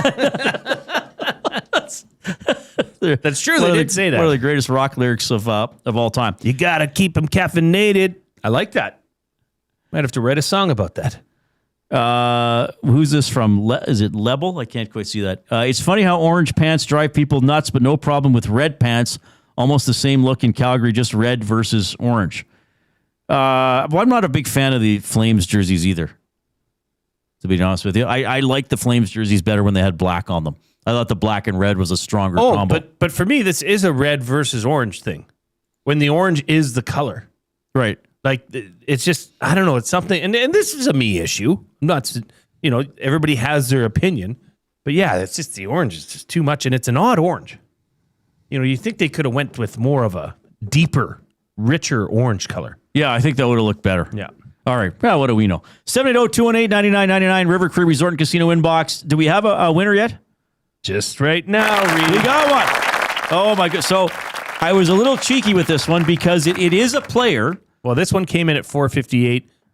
There was, sorry, Brandon. Yours came in after at 5 o'clock. This one came in from Ali Can at 4:58. So I was a little cheeky because this person was a player. So it is a mystery player, but he also, some of the clues related to his coaching career. Mm-hmm. All right. And he is a current NHL coach. Just barely. You'll see. So the first clue was Windsor. And in the 1980s, remember them? This guy played, as they were known at the time, the Windsor CompuWare Spitfires. I wonder who the sponsor was. He played for the Windsor CompuWare Spitfires. The second clue was Devils. As an NHL coach, he coached the New Jersey Devils. The third clue was Rangers. Well, he didn't ever coach the New York Rangers, but he coached a little team in the city in which I was born, the Kitchener Rangers. Of course. And if there was going to be a fourth clue, it would have been Admirals. He played for the Milwaukee Admirals in the old International Hockey League after he was a Windsor CompuWare Spitfire. I wonder if they all got free floppy disks for playing on the team. Probably 100. Probably got 105 and a quarter floppy disks for playing on the team. It's Peter DeBoer. Peter DeBoer is the Hudson's Canada's Pub Mystery Athlete of the Game. So who's getting the $25 gift card? Ali Can. Ali Can. Yes. All right. With a K or with a C? A K. I wonder if this person likes the Alley Cat and perhaps the occasional 6 o'clock or lager. Probably. Congrats, Ali Can. I will be reaching out to you. Okay, good stuff. So Peter DeBoer is the mystery athlete of the game. I'll tell you what's exciting. We still have 90 minutes left. We're extending the show by half an hour today to get you ready for the postseason. We're going to get into some comments made today about Oilers goaltender Connor Ingram. We need 5 more thumbs to get to our playoff threshold of 100. And so if you have not yet hit the thumbs up on YouTube, then please do so. And we should be able to get over that threshold by the time we get back from the 5 o'clock break. 2 guys and a goalie. The Avalanche will have the President's Trophy curse. So who is it? Who are they playing first? They will be playing the Utah. Still to be determined. Oh, it's still. Oh, yeah, that's right. Yeah. The Oilers could be playing. But right now, as it stands, it would be the Kings, right? That's correct. As it stands now, fire it. 2 guys and a goalie, presented by GS Construction. Tuesday and Thursday afternoons at noon, only on Edmonton Sports Talk, your clear choice for Edmonton sports.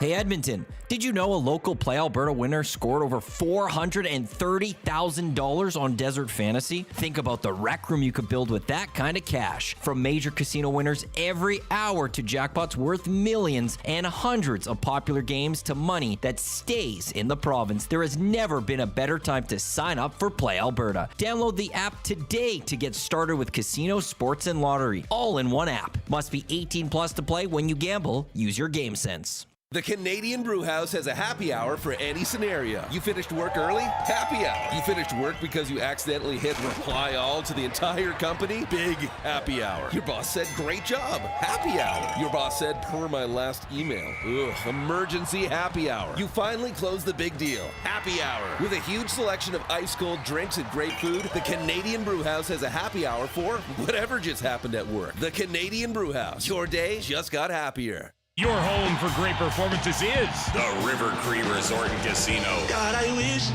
I could meet somebody like you online. She's got me in the friend zone. Don't miss Morgan Jay's musical comedy May 23rd. 9 p.m. show is sold out. Second 6 p.m. show added. Tickets at rivercreeresort.com. River Cree Resort and Casino. Excitement, bet on it. The Blue Jays are back for their 50th season. Whether you're swinging for the fences or tackling backyard spring projects, get the space you need with Sentinel Storage, official storage partner of the Toronto Blue Jays. Try 4 weeks free today. Visit sentinelstorage.ca for details. Time for a new career in 2026? Or maybe your kid is still pondering their path. Good news! Weiss Johnson is hiring. Hi, it's Dennis, and not only are we hiring for heating and air conditioning, we're also looking for experienced plumbers and gas fitters. With the growth in residential development, there's no shortage of opportunities at Weiss Johnson. Choose your path with us. Learn from one of the industry leaders, and we will grow together. Receive great benefits and school reimbursement as well. Visit weiss-johnson.com today.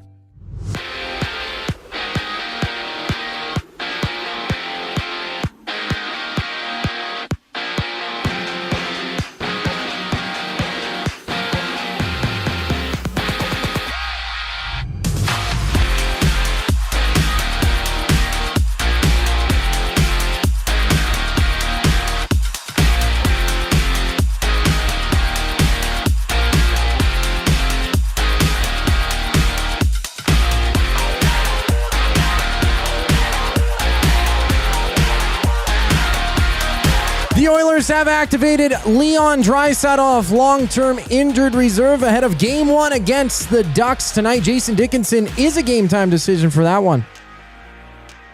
Puck drop goes at 8 o'clock. Connor Ingram starts for Edmonton. Lucas Dostal for Anaheim. Find Tom Gazzola at the Canadian Ice House. He's teeing up the game for the GCL Diesel Oil Stream pre-game show. That gets going at 6:30 right here and only here on EST. Elsewhere, 3 other games on tap in the NHL. One game gets going momentarily. Stuart Skinner gets a start for Pittsburgh in Game 2 against Philadelphia. Pittsburgh looking to tie the series at 1-1, and after that, the Stars play host to the Wild. Dallas down 1-0 in the series. Over to the NBA Round 1 action continues. The Raptors tip off against the Cavaliers in just a second. No Emmanuel Quickley for Toronto. He remains out with a hamstring strain he suffered in the regular season finale. After that, Atlanta visits New York, looking to rebound against the Knicks. The Nuggets and T-Wolves also suit up. Denver leading 1-0 to the Diamond. Jays Angels meet down south to start a 3-game series. First pitch scheduled just after 7:30. Dylan Cease to the mound for Toronto. Reid Detmers for LA. And right now in the majors, 4 games underway. Top of the 4th inning. Guardians down 3-2 against the Astros. I'm Zachary Kubish. That was your Sports Update. Hour 3 of the Reid Wilkins Show starts right now.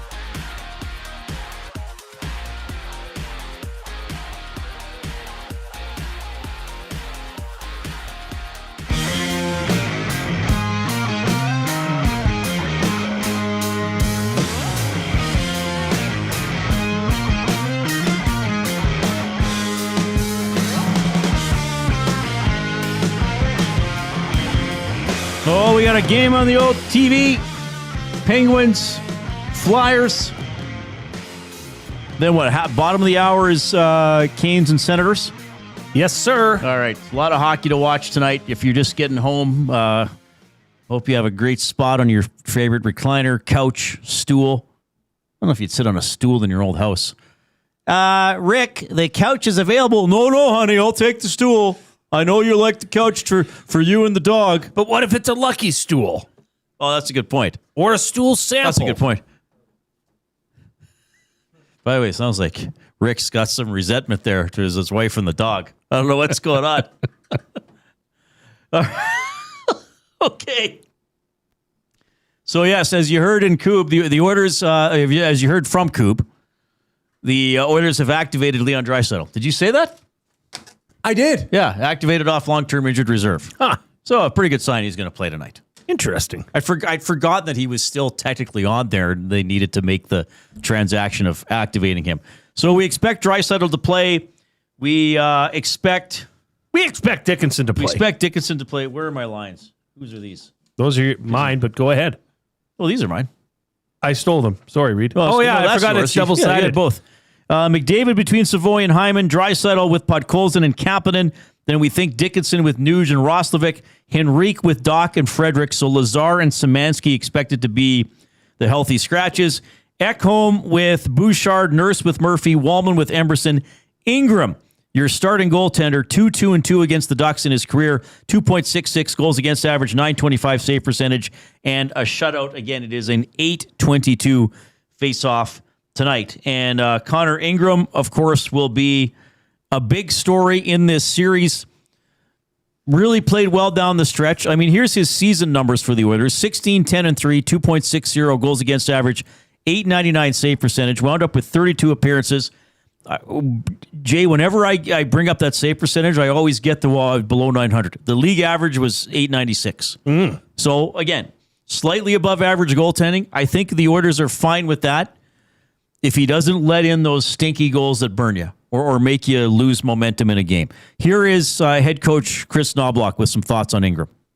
Well, we've always been impressed with his game. He's always given us solid performances. Well, not always, but for the most part. His game has been good, and he hasn't cost us games. And, as for a goalie, especially for this team, that's what you're wanting. As the season progressed, his game just got better and better. Playing in the American League and then in the NHL, there's a little transition period. Things are a little bit faster, a little more structured here in the NHL. And then he was able to gain confidence, and I think he feels really comfortable here and feels part of this team. And when a player feels part of the team and confidence, then they start really elevating their game. And, these last few weeks, he's been, playing really, really good. Like, it's been remarkable to get the performances that we have. We always knew we were getting a solid goaltender, but he's elevated that and played even better. So, I think he's in a good spot right now. And, part of that is I think our team's been committed to playing good defensive hockey. All right. So, Ingram, a great story. I mean, maybe one of the best stories of the year for the Oilers, maybe the best story of the year from the Oilers, and certainly has a chance to make it better here by being solid in the playoffs. Matthias Ekholm plays in front of Ingram. He talked about him as well. Just his calm, his demeanor. I think he's more of a blocking goaltender. Obviously, he's big, and he seems to be getting in the way of a lot of shots lately. He's been playing really good for us. But I love the way he carries himself. I love the way he approaches the game. He seems to just not be faced by anything. He's just calm. And,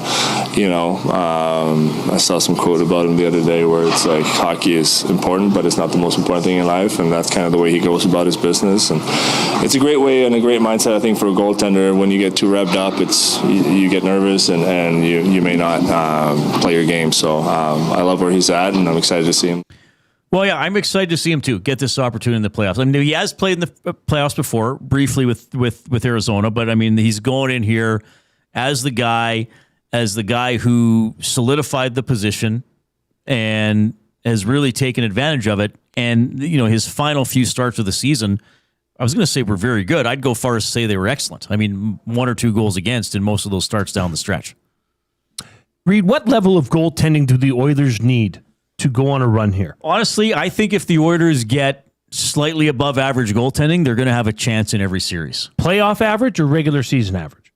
Well, playoff average, whatever. So that, you whatever think that is. If Connor Ingram can test average? Sure, but if Connor Ingram can elevate to a 905, 906, 7 save percentage, do you think that's going to be good enough? Yes, because that's been the story, right?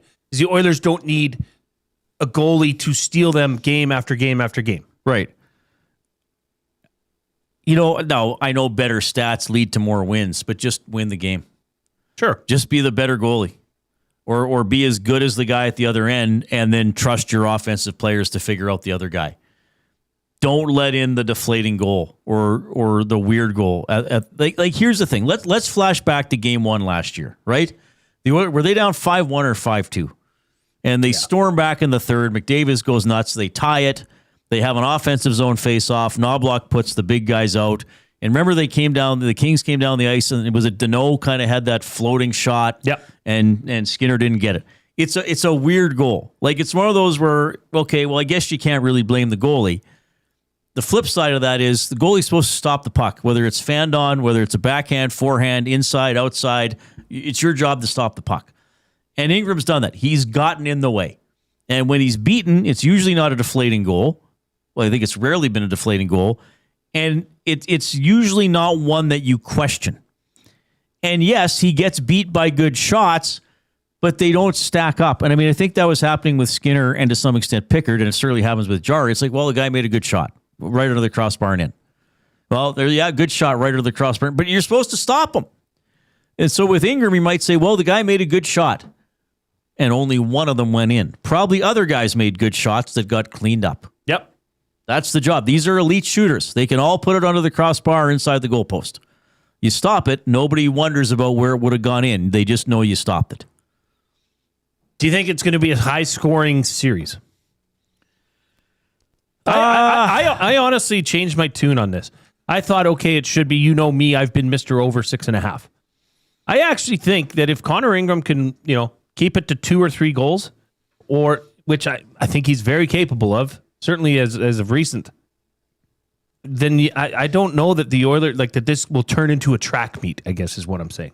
Well, because that's, if you look on Anaheim's side, Reid, and you look at what their fans or their media are saying, well, it's simple. All you got to do is shut down Connor McDavid, Leon Draisaitl, and get to the goalie. Then, because Anaheim can score goals. But see, I don't think that here's the thing. Things change in pro sports sometimes quite quickly. So I don't see. Okay, first of all, if you're saying, well, just shut down McDavid and Draisaitl, easier said than done. Yes. Just like it is with some of Anaheim's top guys. Of course, it's not easy. Okay, so shut down McDavid and Draisaitl. That's difficult enough in its own. And then B, get to Connor Ingram. How many times, let me ask people, even in the games, and he's had a couple games, he's given up 4 or 5, sure. Even in the games where Connor Ingram has been the losing goaltender or given up more than you'd like, have you ever felt like he's been gotten to? Or have you ever felt like, oh, well, this is going to start a crappy 2 weeks for Ingram? Or like, oh, well, there's a rattled, defeated guy. Just can't play the position now. Now he's in trouble. Like Skinner sometimes looked gotten to. Jari certainly looks gotten to. So, there's a confidence with him. Right. So let's say the Ducks win a game 5 or 6-2. And I still think they might in this series. You come right back with Ingram. I don't think there's any hesitation to put him back in.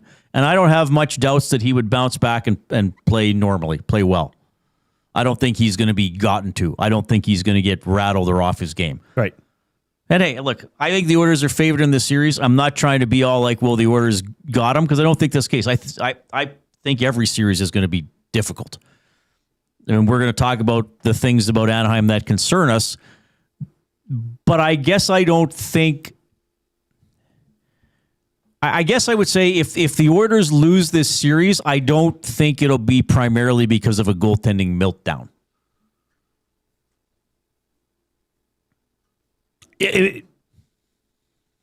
Yeah, the probabilities would suggest otherwise. That the goaltending seems to be secure, which is, I know we touched on it earlier, but what a difference this is now from years past, right? Where that was the number one question. And I just like the way Connor Ingram handles himself off ice as well, and saying, like even what Ekholm just said about him, he loves hockey, but hockey's not everything. Mm-hmm. It's not the be all. So if something goes bad, okay, well, on to the next one, which is, especially as a goaltender, the mindset you need to have. Even if it's goal by goal, just moving on, right? Which I think that's a major aspect or major point for Connor Ingram is his ability just to move on, move past it. That's why you don't see him got to like you have other goaltenders here.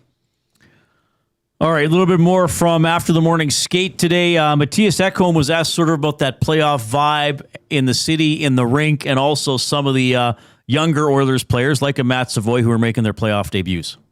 Yeah, for sure. And I think somebody else said that, usually the first period, the first game of the series, and especially to start the playoffs, is the most intense, it's the most, the fastest, it's most, the fans are into it, everything. So those guys got to go and enjoy it too, right? It's this place is special to play in the playoffs. I mean, I've been fortunate enough now to do it for 3 playoffs, and it's remarkable. The atmosphere, comparing the game, 81-82, it's going to be nothing like this. So, I hope those guys also go out and get pumped up and you enjoy that thing too, because it's not something you take for granted.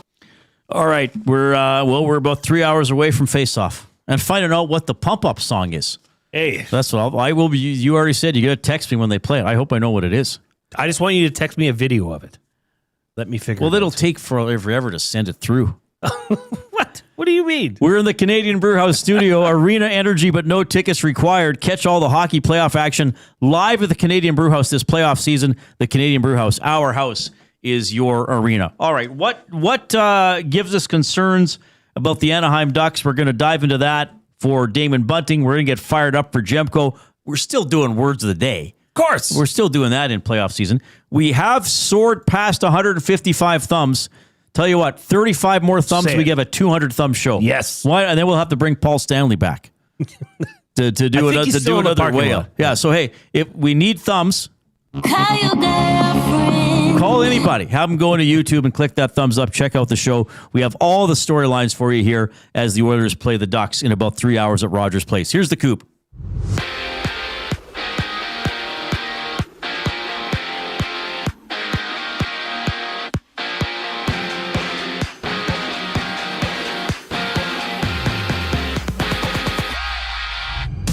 The Oilers have activated Leon Draisaitl off long-term injured reserve as Edmonton battles Anaheim at home. Both Draisaitl and Jason Dickinson game-time decisions for Game 1 tonight. Connor Ingram starts for Edmonton. Lukas Dostal for Anaheim. Catch Tom Gazzola at the Canadian Ice House as he goes live for the GCL Diesel Oil Stream pregame show, teeing up the game alongside Benny Thompson. That goes live at 6:30 right here on EST. Other games on tap. Well, live now, Flyers, Penguins, scoreless 10 minutes into Game 2. Philly taking the opening contest. After that, the Stars play host to the Wild. Dallas down 1-0 in that one. Jesper Wallstedt expected to start for Dallas, or for Mini, no rope hints for Dallas tonight or in Game 3. To the NBA Raptors, Cavaliers midway through the first quarter of Game 2. No Emmanuel quickly for Toronto. He's out with a hamstring strain he suffered in the season finale. In that one right now, the Raptors down 15-7. We also got the Hawks at Knicks. Game 2 in that one. Atlanta trailing 1-0 in the series. And the Timberwolves are on the road in Denver to play the Nuggets at 8:30. To the Diamond, Jays, Angels meet down south to start a 3-game series. First pitch scheduled just after 7:30. Dylan Cease on the mound for Toronto.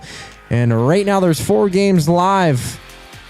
Midway through the third, Nationals up 2-0 on the Braves. This sports update is brought to you by Paramount Flooring. From custom homes to small renovations, Edmonton's top builders and contractors rely on Paramount Flooring. Their in-house team handles everything from selection to completion, keeping projects on track and on time. Visit their showroom open 7 days a week or find them at paramountflooring.ca. The Oilers-Ducks discussion continues on the Reid Wilkins Show. I'm Zachary Kubish, and you're up to date. Google is One shopper. Finding something I never knew I needed. A jacket. A deal. One donor. Letting go of something so someone else can move forward. One program participant. Learning. Trying. Building skills. Building confidence. Building a future. One purchase. One donation. One job. One choice. Google is The power of one. The power of one. The power of one. The power of one. Goodwill Industries of Alberta. It all starts with one. The Oil Stream. What can you say about Matt Savoy? The kid's a player. The willingness to learn last year in Bakersfield and the patience, and it wasn't going to be an overnight thing where he was just going to come into the National Hockey League and become a top 6 player and have a big impact, learn how to play with McDavid. That took some gradual steps. Skilled guy that has found The a Oil home. Stream, presented by Boston Pizza. Monday, Wednesday, and Friday afternoons at noon. Only on Edmonton Sports Talk. Your clear choice for Edmonton sports. Hey Edmonton, did you know a local Play Alberta winner scored over $430,000 on Desert Fantasy? Think about the rec room you could build with that kind of cash. From major casino winners every hour to jackpots worth millions and hundreds of popular games to money that stays in the province, there has never been a better time to sign up for Play Alberta. Download the app today to get started with casino, sports, and lottery, all in one app. Must be 18 plus to play. When you gamble, use your game sense. The Canadian Brewhouse is not a quiet place to watch the game. We're a goal horn blaring, tankard raising, stranger hugging, lose your voice kind of a place. No inside voices, no empty seats, no bad angles. Just playoff hockey, the way it's supposed to feel. With your friends, the ones you brought and the ones you just met. If you want quiet, stay home. If you want to feel it, book your spot now in the loudest room in the city. This is our house, the Canadian Brewhouse. Looking for quality building materials and friendly advice? Visit us at Windsor Plywood Leduc, family owned and locally run since 1993. From interior materials for doors, flooring, baseboards, and all the finishing touches to all you need for your outdoor projects like cedar lumber for decks and fences, plus all the plywood you'd need. Our full-time on-staff carpenter can help with anything odd-sized or custom, and from domestic hardwoods to exotic selections, we've got you covered. And if we don't have it, we'll track it down for you. Windsor Plywood Leduc. We're the experts you need to know.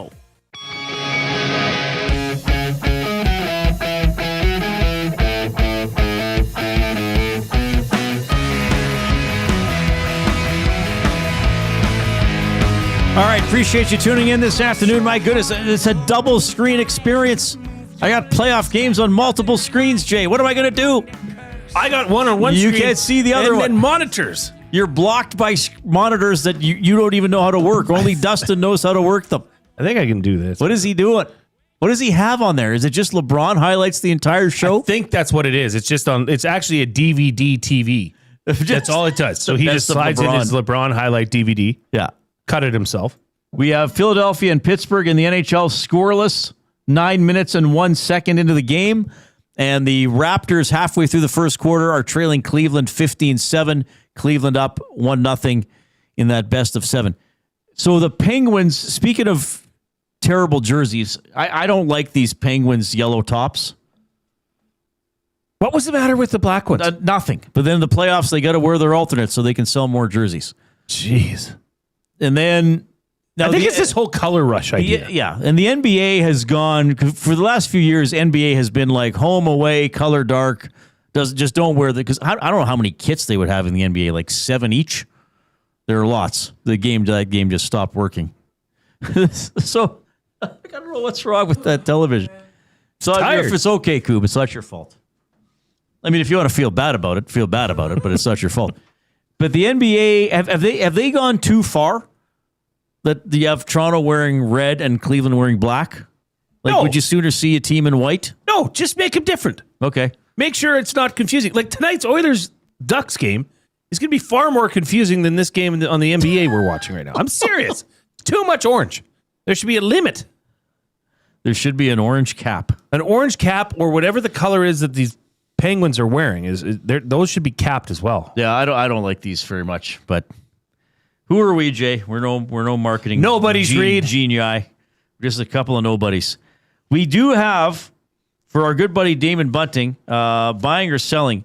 Damon Bunting, a consistent top-producing realtor in the greater Edmonton area for over 18 years. He and his team would love to help you find that right home or make the move from your current home. Community-driven, he understands what it takes to make a difference in our city. Check him out, DamonBunting.com. Instagram handle, Damon Bunting Real Estate. So, we've been talking a lot about the Oilers today. You know, we're an Edmonton station, so a lot comes from an Oilers perspective. We both think the Oilers are going to win the series. What did I say? Edmonton in 6? I said Edmonton in 6 too. You said Edmonton in 6. Having said that, the Ducks are a formidable opponent. For a lot of the season, they led the Pacific Division. They were outstanding in close games, in 1-goal games. And they got the, second winningest coach in the history of the National Hockey League, Joel Quenneville, on the bench. So Jay and I thought, well, let's talk about the things about the Ducks that we find the most concerning. And we want to hear from you as well. I mean, is it a player? Is it a system? Or what is it about the Anaheim Ducks that concern you in this series? Well, I mean, right off the bat, they're a heavy team. They're physical. Their average size is 6'2", 205 pounds. That's one of the league's largest teams. So yeah, they're physical. They're going to hit. I mean, you cannot look past the Radko Gudas factor, right? Especially in playoffs. I mean, and in meaningful games, meaningful situations, he's a bother. Yeah. So that would be a concern. Now, I'm not saying the Oilers can't raise their level and control the physicality of this series, but if you're asking me what's a concern, that would be one of them. I'm going to put Quenneville as a concern. I mean, he is a veteran coach. He's a Stanley Cup winning coach. He's over 1,000 wins. I think number 1,000 was that game against the Oilers a few weeks ago. And I am sure he has looked at, as any coach would, past film of the Oilers. Specifically, I think you would want to look at teams who have beaten the Oilers this season or who have beaten them convincingly. I'm sure he's even looking at last year's Stanley Cup final. And I know the Oilers have lost some players since then and have different goalies. But I think you have to look at how Florida was able to forecheck and keep Edmonton from getting out of its own end. So he's looking for all those tricks. And then you talk about the motivation side of it. I mean, when they've played the Ducks a couple times this season, we had Anaheim guests on the show. And they all said he's empowered the young guys to go do it. Don't worry too much about making a mistake. You'll learn from the mistake. So now a veteran coach is probably able to say, okay, guys, I gave you some leeway, right? I let you have, not playtime, so to speak, but I let you have some freedom. Sure. You know, I'm sure he was still hard on them and corrected them, but he also said, I empowered you to make the mistakes, okay? So hopefully you've learned. Now you better damn well show me what you learned, right? Yep. Now you should have a sense of what works and what doesn't. So now you got to know when it has to be my way. I let you fool around a little bit with your way or your way that worked in junior or the American Hockey League. Fine. Hopefully you made your share of mistakes from that. Now it's old Joel's way. And here's how you got to do it. And here's the tape I'm showing you how to beat this team. So that, I think he's a concern here. Sure, but the way they finished the season, Reid, was just not in the right direction.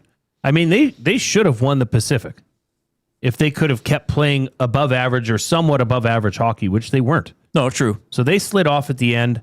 But I do agree that those young players on that team who might not know any better and might not give a damn that they're going up against the Oilers core that have been here for quite some time. You know, the McDavid, Draisaitl, Nuge, Nurse. They might just say, so what? We're the new guard. I mean, Mason McTavish, 41 points. He's 23. Beckett Seneca, he's 20. Got 60 points this year.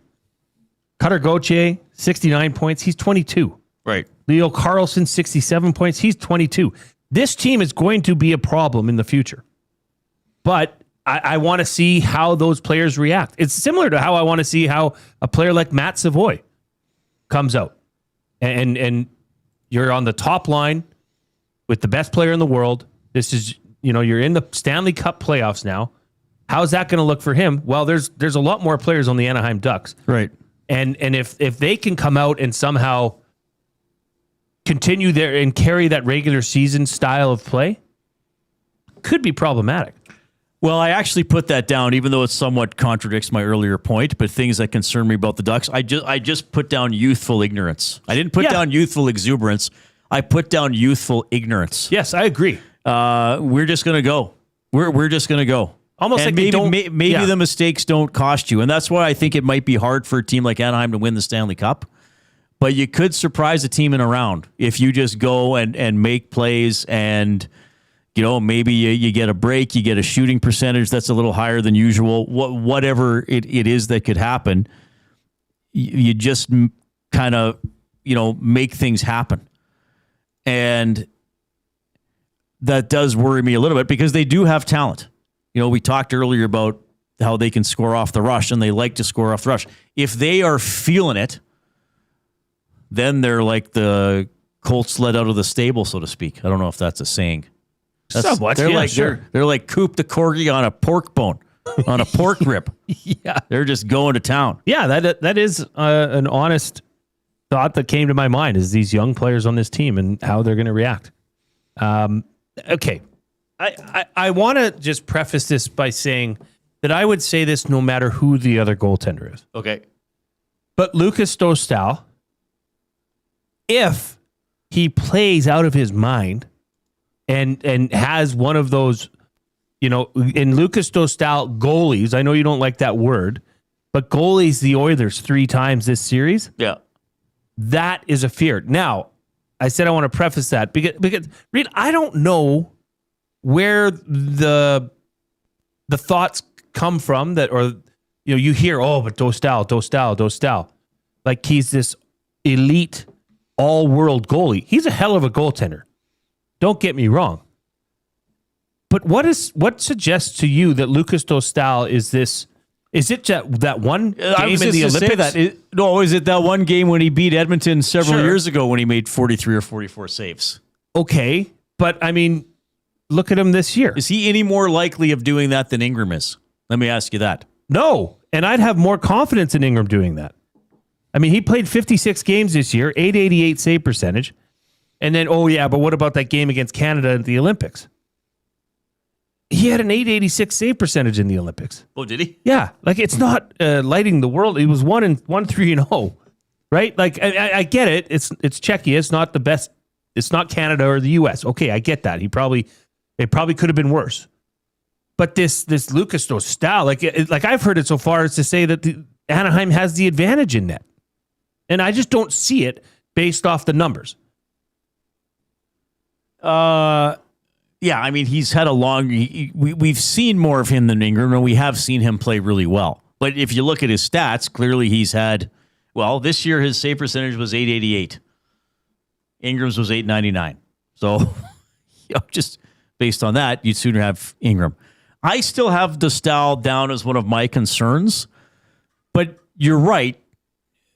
These should be the 16 best starting goalies in the league, or close to it. Sure. I mean, I guess Hellebuck's not, but you know what I'm saying. Yeah. I mean, these should all be decent goaltenders playing. So I guess in a shorter series, what if Dostal is all he has to do is stand on his head twice, and maybe that's enough. And that's what I said. I mean, if he goalies the Oilers a couple times, then that's problematic. Yes. But I think he has to do that four times. Yeah, I don't think it's Dostal is up here. I'm putting my hand way above my head, and Ingram is down here. I have my hand down around my knees. I don't think that's the gap. I agree. I think it's a coin toss. And as much as you could say Dostal can steal a game for the Ducks, I think you could also say, well, Ingram could also steal a couple games for the Oilers. I mean, there is some firepower on this Anaheim Ducks team. Yeah. So. Got a limerick here from RC and Ladner. You can email Reid at edmontonsportstalk.com or Jay at edmontonsportstalk.com.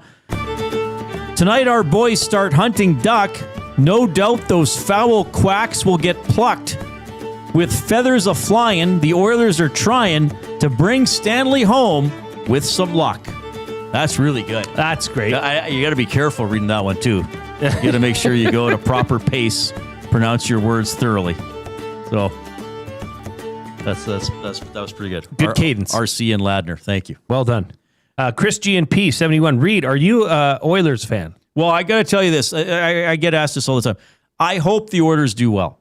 I hope all the local Edmonton teams and athletes do well. Sure. Because I do think that it's better for the spirit of the city. I like it when people are happy, when fans are happy.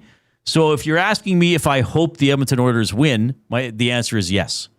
If you're asking me if I'm an Oilers fan, the answer would be no, because that would assume that my emotional state is somehow tied to the performance of the team, which it isn't. I'm covering the team. I'm talking about the team. Sometimes I have to be critical of the team, or I got to give an honest assessment of the team. Could be positive, could be negative. I can only give you the assessment that I have. Fair answer. So, yeah. And I also, over the years... this is part of the reason I often don't comment on the fan experience. I mean, I'll give my take on what I think of the halftime show and stuff like that. Sure. But I'm always careful to say, but what I think doesn't matter because I don't spend money. Well, I guess for the Elks, I am spending money to go because I am a season ticket holder for the Elks. But for the Oilers, I'm not spending money. So I actually think it would be disrespectful to fans to include myself in that category because I'm not spending time and money in the way they do to follow and support the team. Commitment. Right. I mean, you're committed on a different level. But I will also add that I think as far as Edmonton sports talk goes, we want this thing going as long as it can. Well, it's better for everybody. It's better for everyone, the city. Sure. Like people are happier when the team does well or is really competitive or has exciting things to talk about. Why do you think they have a cutout of Wayne Gretzky all stickered up that they're going to start peeling off? Exactly. I mean, come on. That's dedication. Yeah. 780-218-9999 River Crew Resort and Casino inbox. We need 25 thumbs to have a 200 thumb show. So if you have not already hit the thumbs up, please do so. I'll even play the jingle. Click, click, click. Must you click? Please, please click. Must you click? You must click. Thumb, thumb, thumb. Once you have clicked, then click the share button. Yes, the share button. And that'll give you the show link. You can email or text that off to other people and say, hey, check these guys out. They got all the playoffs covered. They got all the other big stories covered in the market and from around the NHL. We're going to talk about some other things that happened too. I wonder if some of the listeners are looking for the CHER button. No, the share button. It's right there. It's beside the right there on YouTube. YouTube. I think we're going to get a 200 plus show, no problem. We now need 20 thumbs. Yeah, don't be a pleasure delayer. And we do have an extended show. We're with you until about 6:30 tonight. And then it's Tom Gazzola. He's live at the Ice House. Apparently, I'm going on the pregame show and the postgame show for Reid's Read. You're going on the pregame show. Apparently, I'm going to go on the pregame show as well. Holy! Well, why not? Smokes. I got to drive downtown, walk over, see Tom, maybe have some wings, go talk hockey with him. Salt and pepper, eh? I probably will get the salt and pepper. Yeah. Well, wait a minute. I could also turn up the heat with the wing flavor of the month. You should. For April, the spicy sriracha maple bacon. I want to review tomorrow. Sweet and spicy sriracha maple bacon saucy wings for the perfect balance of heat, sweetness, and savory flavor. Get them only for a limited time, which means till the end of April. Yes. So yeah, I'll be heading in. Oh, that's fun. Have some wings, go on with Tom, and then wait another 3 hours for the game to start. Oh, it's 8:22. We're getting there, everybody. We're getting there soon. We're going to touch on some other NHL storylines, just some things that caught our eye or are stuck in our brain from over the weekend. Words of the day coming up too. It's a sports update with Zachary Kubish.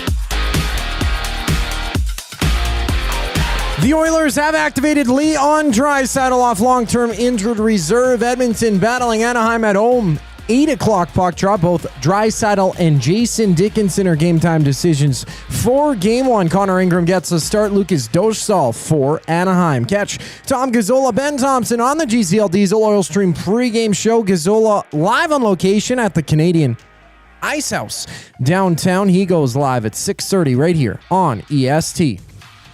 Live now in the NHL, 3 minutes left to go in the opening frame between the Flyers and Penguins. Game 2, Philly up 1-0 in that one. Other games on tap. The Stars play host to the Wild. Dallas down 1-0 in that series. Jesper Wallstedt expected to start for many. We also see Carolina and Ottawa dropping the puck. Canes leading that series 1-0. Artem Zub, game time decision for Ottawa. He left game 1 in the second period with an undisclosed injury. And the Raptors, they're in action. Game 2, their series against the Cavaliers, currently 34-29 in favor of Cleveland. No Emmanuel quickly. For Toronto, he's out with a hamstring injury he suffered in the regular season finale. After that, Atlanta visits New York looking to rebound against the Knicks, while the Nuggets and T-Wolves suit up. Denver up 1-0 to the Diamond. Jays Angels meet down south. Game 3, their series first pitch scheduled for just after 7:30. Dylan Cease on the bump for Toronto.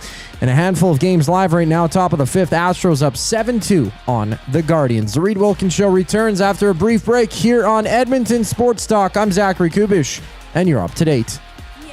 Afternoons. Struddy, outside of Draisaitl, McDavid, Hyman, and then let's go Bouchard, who's an X factor for you? I think the health of Dickinson, and let's assume he's good to go. And I think he's a real X factor because he can really change the way that things are operated. As far as line matchups, would you feel comfortable throwing Dickinson, Nuge, and Roslovic out against other teams' top line? I think you better be. EST Afternoons, weekday afternoons 1 to 3, only on Edmonton Sports Talk. Your clear choice for Edmonton sports. At Firehouse Subs, our subs are freshly toasted, stacked high, and crafted to satisfy. Each sub is piled high with premium meats, melty cheese, and toasted to perfection. Firehouse Subs brings bold flavor to every bite, all served on a freshly toasted roll. But we're not just feeding Edmonton, we're fueling it. Dig into the brisket hat trick, piled with slow-smoked brisket and melty cheese. Or go to the Firehouse Subs fan favorite, the Hook and Ladder. Made to order with smoked turkey, honey ham, and Monterey Jack cheese on a perfectly toasted roll. With 15 Firehouse Sub locations across Edmonton and the greater area, it's easy to grab a hot and hearty sub close to home. Firehouse Subs.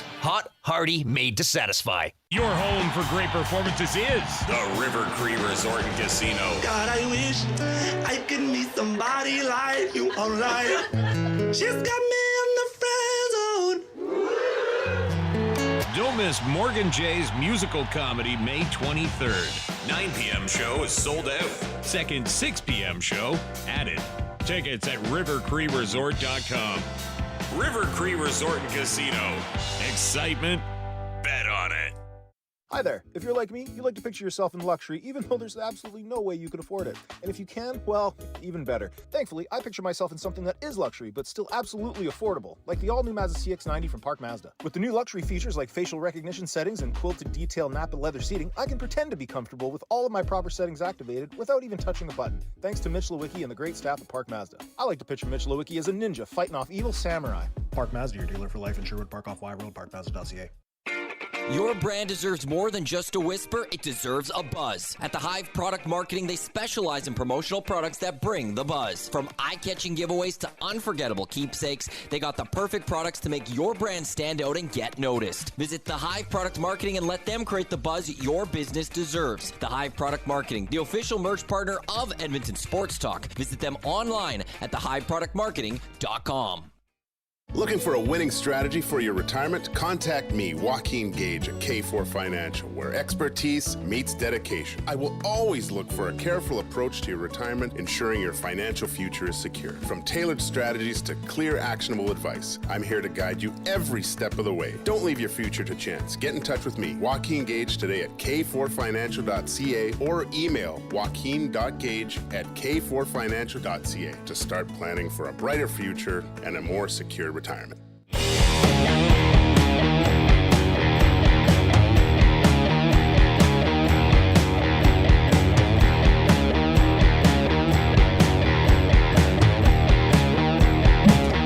All right, happy to be with you. Jason Milne, Reid Wilkins, Edmonton Sports Talk, presented by Play Alberta. Make your bets count for you and everyone else with the Play Alberta app, with hundreds of player prop bets on the biggest leagues, NHL, NBA, MLB, NFL, CFL, you name it. You're not just playing for fun, you're supporting your province. Play Alberta revenue helps fund Alberta programs and services. Jay's play of the day is... Yes, head over to playalberta.ca, click on sports, click on EST specials. Jay's play of the day, Edmonton Oilers, -1.5, and Zach Hyman to score a goal. That's been boosted to +420. I always tweet out Jay's play of the day. If you want to follow me on Twitter, it's at Jason Milne. And Jay Shax replied, and he says, wait, you think the Oilers are going to win by 2 goals? Yikes. So I replied. I said 2 or more. Yes. 2 or more, yes. That's the wager. I said simply my opinion, though. That's on Twitter. I don't know what that person means. Maybe he's being funny. Maybe it's a friend of yours. It is. I don't know. But the tone, the way you read it is, makes it sound that he can't believe that a hockey game would be decided by 2 or more. Like, it's not like you're saying the Oilers +5.5. Hard to believe. And you're saying you think the Oilers are going to win by 6. You know, hard to believe. That's what he wrote. Hard to believe. No. Oh, he said, "Yikes!" As if I'm just way like out you're to lunch making here. a prediction that could not happen at all. Right. Coach Mike. Oilers winning like 3-1 or being up by 1 and getting an empty netter. Oh, it's never happened though. It's never happened. That doesn't happen. Coach Mike in the River Cree Resort and Casino inbox. You can text us at 780-218-9999. Says Dostal played a lot of hockey this season, 56 games in total. In the 2-6-2 stretch to finish the season, he played in 7 of those games, going 1-5-1. I think he's tired. I think the Oilers have the advantage in net. That's a good stat. I didn't know that. It's a good one. I went over and looked. He's, as far as games played, 7th. He played a lot. 57 games. Vejmelka, UT Saros, Vasilevsky, Logan Thompson, John Gibson, Connor Hellebuck, and Dustin Wolf. The only other 7 goalies to play more games than Lucas Dostal. Okay. Tell you what, again, we're with you till 6:30 tonight. Usually on most weekdays, this show goes 3 to 6. We need like a special bonus coverage. What can we do? We should record something.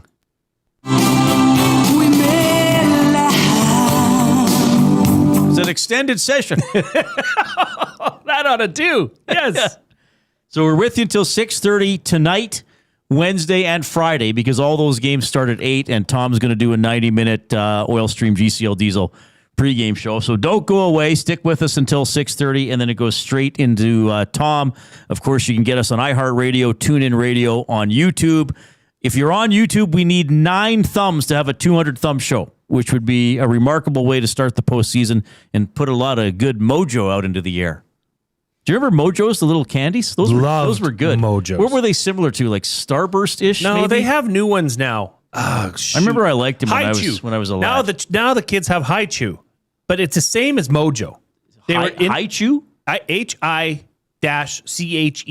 Okay. But they were all individually wrapped like a Mojo was. Do you remember how hard it was to open a Mojo? Oh, yeah. I was pretty little when I ate those, but yeah, they were fun. Mojos. Man, didn't they have a root beer Mojo? Well, probably. Gosh, we should order some Mojos. We should do a show from on Mojo. Amazon, from the Mojo Factory.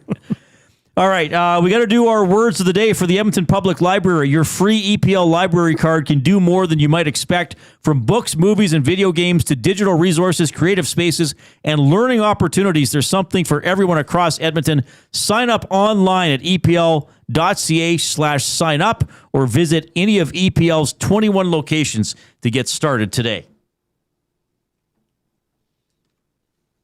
Had the wrong one loaded, Reid. That's the all right. word of the day with Reid and Jay. Oh, I'm sorry. Did I break your concentration? What do they got to say? Say what again? Say what again? I dare you. Let's find out. English, do you speak it? Then you know what I'm saying. Okay, these words were supplied by the one and only Abutsky. This is edition number 14. First word, Hugh. Hugh? Reid, I got to be honest. Give me, hang on a sec. Let's see. You want me to close my ears? No. You keep your ears opened. This is just for, hang on a sec here. Well, if it's the Hugh I'm thinking of, I know how to spell it and what it means. I don't think it is. Well, that's sad. That's a clue in and of itself. So perhaps I need the sentence before I even attempt the spelling. No, in this it's case. pronounced Hugh. Okay, but it's okay. But it's not what you're thinking. It's not of. HUE. So in this case, I need the sentence before I need the spelling. Before I can do the spelling and the definition, right? Okay, fair. The experienced wooden furniture maker was easily able to hew the logs to make a top for the picnic table. So it has to do with trimming or shaping wood. I don't know this word. I guess it could be like the name Hugh. So it's not HUE. I'll just say HEW. Sure. Okay, and it's making detailed alterations to wood in the process of building something. I'll give you 0.5 on the definition. Though, do I already lose something because I needed the sentence first? I'll give you 0.25. It's kind of a weird. It's a weird one, Reid. Because it's a what is it? What's a word that not a synonym? Is it a homonym? Right. A homonym. That it sounds the same but means different. Means different and sometimes has different spelling. Is that a homonym? Because an antonym, I think, is an opposite. A synonym are two words that mean the same, right? And is a homonym two words that sound the same but mean different? I used to know this. Like, remember, did you have to take LA? Yeah. Homonym, a logical fallacy where a speaker attacks an opposition's character. Well, that's not what we were thinking of. No, sure wasn't that. This is not the one. I'll give you 1.5. No, homonyms are words that share the same spelling, the same pronunciation, or both. But what did you look up? Yeah, let's look. Homonym. Okay. HOMINIM. E-M. All right. Well, Okay. I don't know how to spell HOMONYMS. Yeah. Okay. But okay, So what's that this is a other homonym, because a homonym can have the same spelling, the same pronunciation, or both. So the hue and hue would have the same pronunciation, but different meanings. Yeah, I want to know what the other homonym is. That's a homonym. That's a homonym in itself is a homonym. Is that not crazy? Same pronunciation, different meanings. Oh boy. So the homonym that Koob looked up is an attack on another person's An character. ad hominem. Yeah, it's an ad hominem, Latin for to the person, a logical so it's fallacy not- where a speaker attacks an opponent's character, motive, or personal traits instead of addressing the substance Sounds like some of their James arguments. Barrels would have pulled out against me. Yeah, that's weird, man. Okay, the actual definition of hue: to chop, cut, or fell something like wood or stone using a sharp tool like an axe, or to shape something by cutting. Well, I sort of had the shape part. So yeah, I shouldn't get a full. 1.5 out of 2. You giving me that much? Yeah, baby, it's playoffs. Okay. Second word of the day: flagellum. Say it again. Flagellum.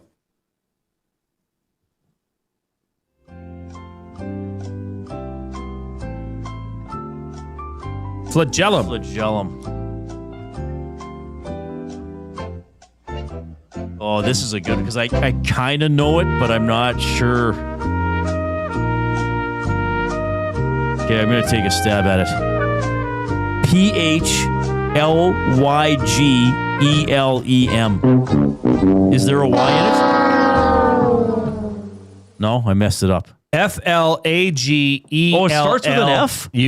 Oh, this is... Oh, crap. FLAGELLUM. Oh, I made it more complicated than it needed to be. He might have been trying to trick you. A flagellum is sort of like a tendril-like part of a little bacteria or something. Yeah, I'll give it to you. A long lash or hair-like appendage protruding from the cell body of certain bacteria and eukaryotic cells. Oh yeah, those darn cells. For instance, a sample sentence he gave: without a flagellum, a sperm would be immobile. That's a great example. That's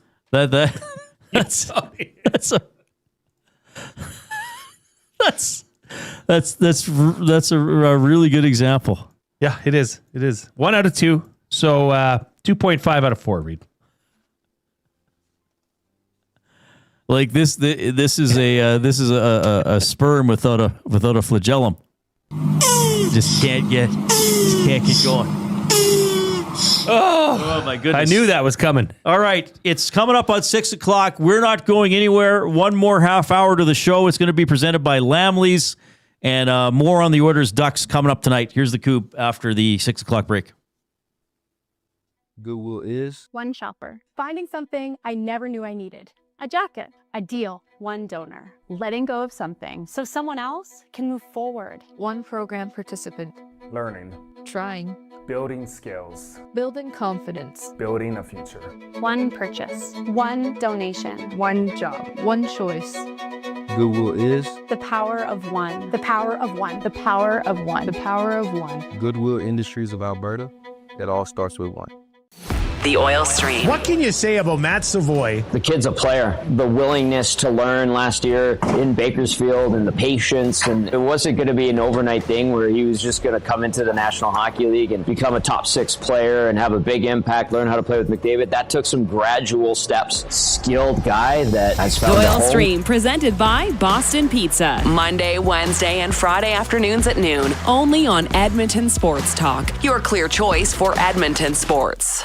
Hey Edmonton, did you know a local Play Alberta winner scored over $430,000 on Desert Fantasy? Think about the rec room you could build with that kind of cash. From major casino winners every hour to jackpots worth millions and hundreds of popular games to money that stays in the province, there has never been a better time to sign up for Play Alberta. Download the app today to get started with casino, sports, and lottery. All in one app. Must be 18 plus to play. When you gamble, use your game sense.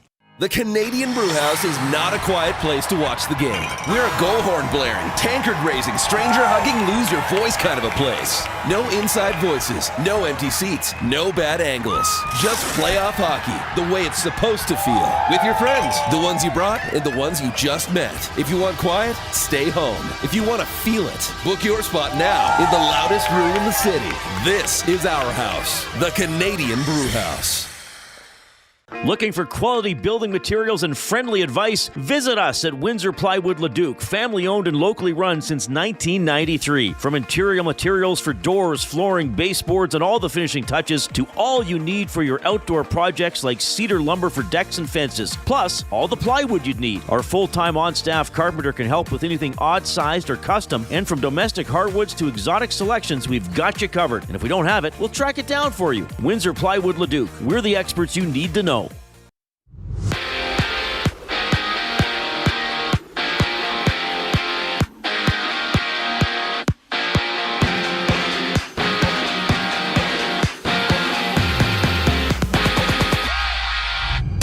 Leon Draisaitl has been activated off long-term injured reserve as the Oilers play host to the Ducks. Both Draisaitl, Jason Dickinson are game-time decisions for Game 1 tonight. Puck drop at 8 o'clock.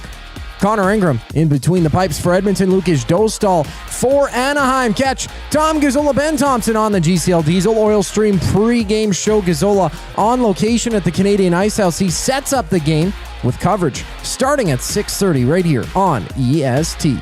Elsewhere in the NHL, first intermission, Flyers, Penguins, scoreless Game 2. Philly leading in that series.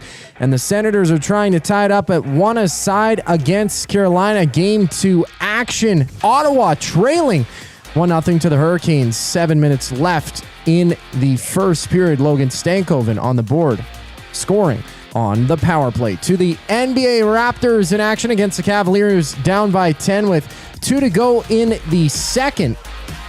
Also trailing there in the series, Game 2 of that one. No Emmanuel quickly in the game. He's out with a hamstring strain he suffered in the regular season finale for Toronto. After that, the Hawks visit the Knicks, 6 o'clock tip-off. That one goes momentarily, and the Timberwolves also match up with the Nuggets for the nightcap. The Jays, they're back in action down south in LA against the Angels. First of 3 against them. First pitch scheduled for just after 7:30. Dylan Cease on the bump for Toronto. Right now in the majors, half a dozen games live. Bottom 6th inning, Astros leading by 5 against the Guardians. I'm Zachary Kubish. That was your sports update.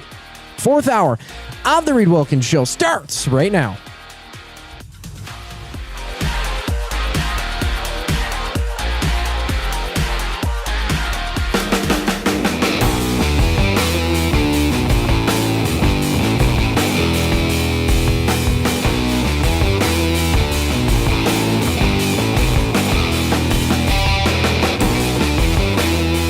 Hope you're having a great day. Game 1, Oilers-Ducks, coming up in about 2 hours and 19 minutes at Rogers Place. We have had coverage all day here on Edmonton Sports Talk. We're extending this show until 6:30. Then Tom Gazzola is going to take over. Portions of this hour presented by Lamley's, built for the job, made with quality craftsmanship and designed for job protection with cowboy-worthy durability. Lamley's workwear combines safety with all-day comfort, featuring brands like Ariat Work and Wrangler rigs designed to withstand tough conditions and deliver performance across every job site. Visit lamleys.com/work to see how Lamleys can make your workday better. LAMMLES. Nailed it. There it is. So are you switching over now to the Senators Hurricanes? Jay's changing the channel on the old computer. Oh, 1-0 Carolina, 5.5 left in the first. Were the Pens and Flyers still scoreless? Scoreless at intermission. Okay. And what were we just saying? The Dallas Minnesota game. Well, it starts at 7:30 our time.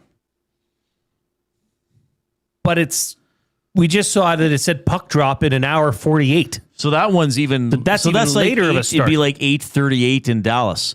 So our game is 8:22. The Dallas game local time is after 8:30. My goodness. We got it good, actually.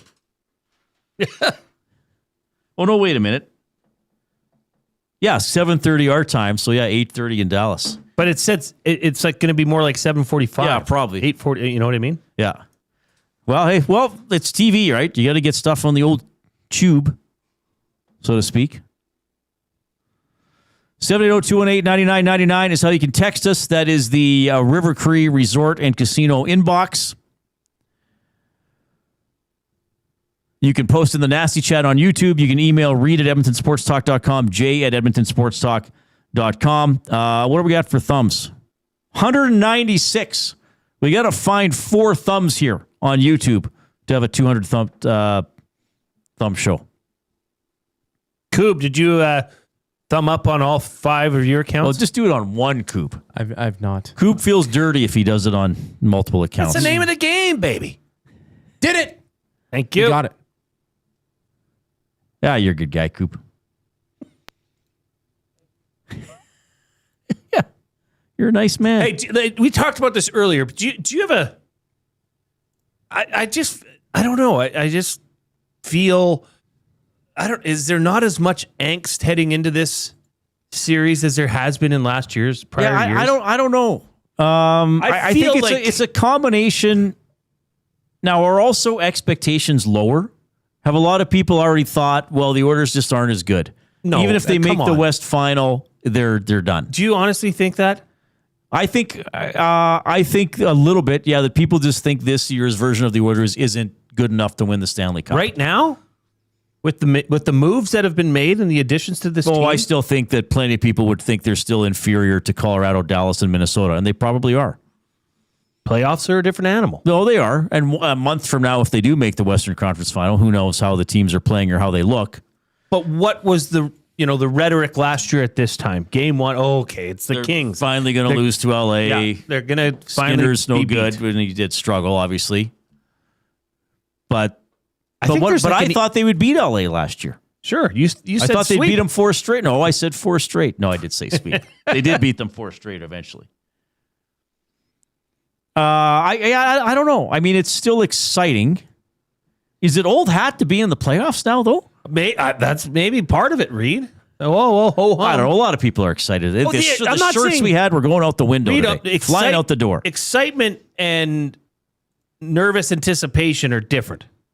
And I just feel like there's just more genuine excitement this year than in prior years. Okay. Well,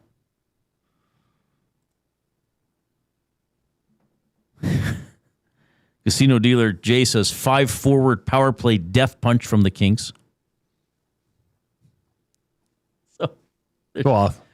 Was Kempe always that to consider? What forward, or was he? What position did he play yesterday? Yeah, I think he played forward.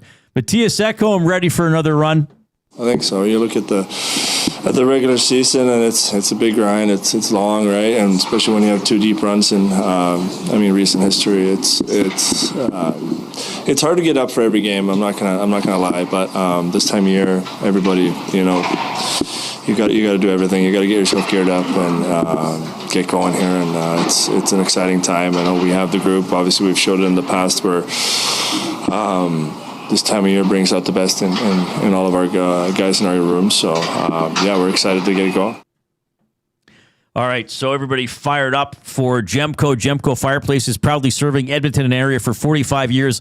The authorized dealer for Napoleon Fireplaces. Whether it's gas or wood burning, look no further than Canadian-made Napoleon Fireplaces. All the Napoleon products you need are available at Gemco, 9281 50th Street. Did you watched a ton of hockey on the weekend, eh? Yeah, it was nice. Nice just to I wasn't glued to my television throughout all the games, but it was definitely on, and they were entertaining games. I mean, watching this Ottawa-Carolina game right now, again, looks like this is going to be a tight game as it was in game 1. Did you see, well, there's a couple things I want to talk to you about, because there was a couple big reviews already in game 1s, one of which happened in game 1 of the Senators at Hurricanes. When they thought that the puck had crossed the line, they called it a goal on the ice, Reid. Yep. And I was surprised that they overturned that. It didn't go in. but they called it a goal on the ice. And you have to have concrete proof that it did not. It didn't. It clearly didn't from the replays I saw. I didn't see this game live. I didn't see much on Saturday. I didn't think it was clearly not over the line. Yeah, there was a moment where the puck was not visible, though. Oh, okay. I didn't think it where went it in. was in the glove was hard to tell, but I was surprised at that. And did you see the goalie interference in the Kings Avalanche game? I did not see that. Well, it looked eerily reminiscent of a goalie interference by Nathan McKinnon here in Edmonton, or the game in Denver, right. Sorry, that put Ingram out. Drew Doughty was just back checking and made contact with I forget which Avalanche player it was. Made contact with the player and forced the player into the netminder, and the puck went in. But they immediately waved it off, reviewed it, and said, "Yeah, no goal." But why isn't that then automatically? Because they challenged it, right? Bednar challenged it, and I know they lost the challenge, so that's an automatic penalty. But if that's called off because there was why isn't that then goaltender interference? Well, I guess, so goalie interference you have to challenge, right? Whether or not the puck crossed the line, they can review on their own. Well, they called it a goal on the ice, right? Or sorry, it went in the net, right? But they immediately waved it off. And then they challenged for goalie interference. Well, Colorado challenged that it was a good goal. Okay, because the puck did go on the net, but they said no. There was goaltender interference, no goal. So they upheld the goalie interference call. Well, there was no goalie interference call on the ice.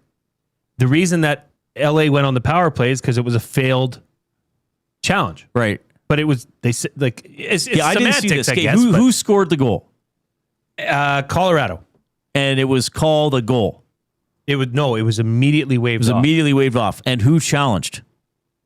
Bednar, Colorado. Yeah, and they lost the challenge. That's right. Right. So that's how it's supposed to go.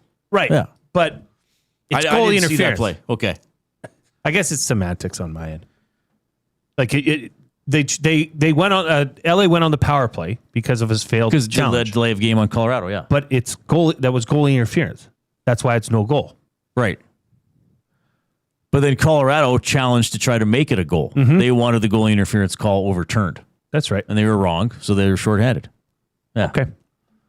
I thought I didn't see as much on Saturday. I saw quite a bit yesterday, though. I guess I missed the LA Colorado call because that was yesterday, right?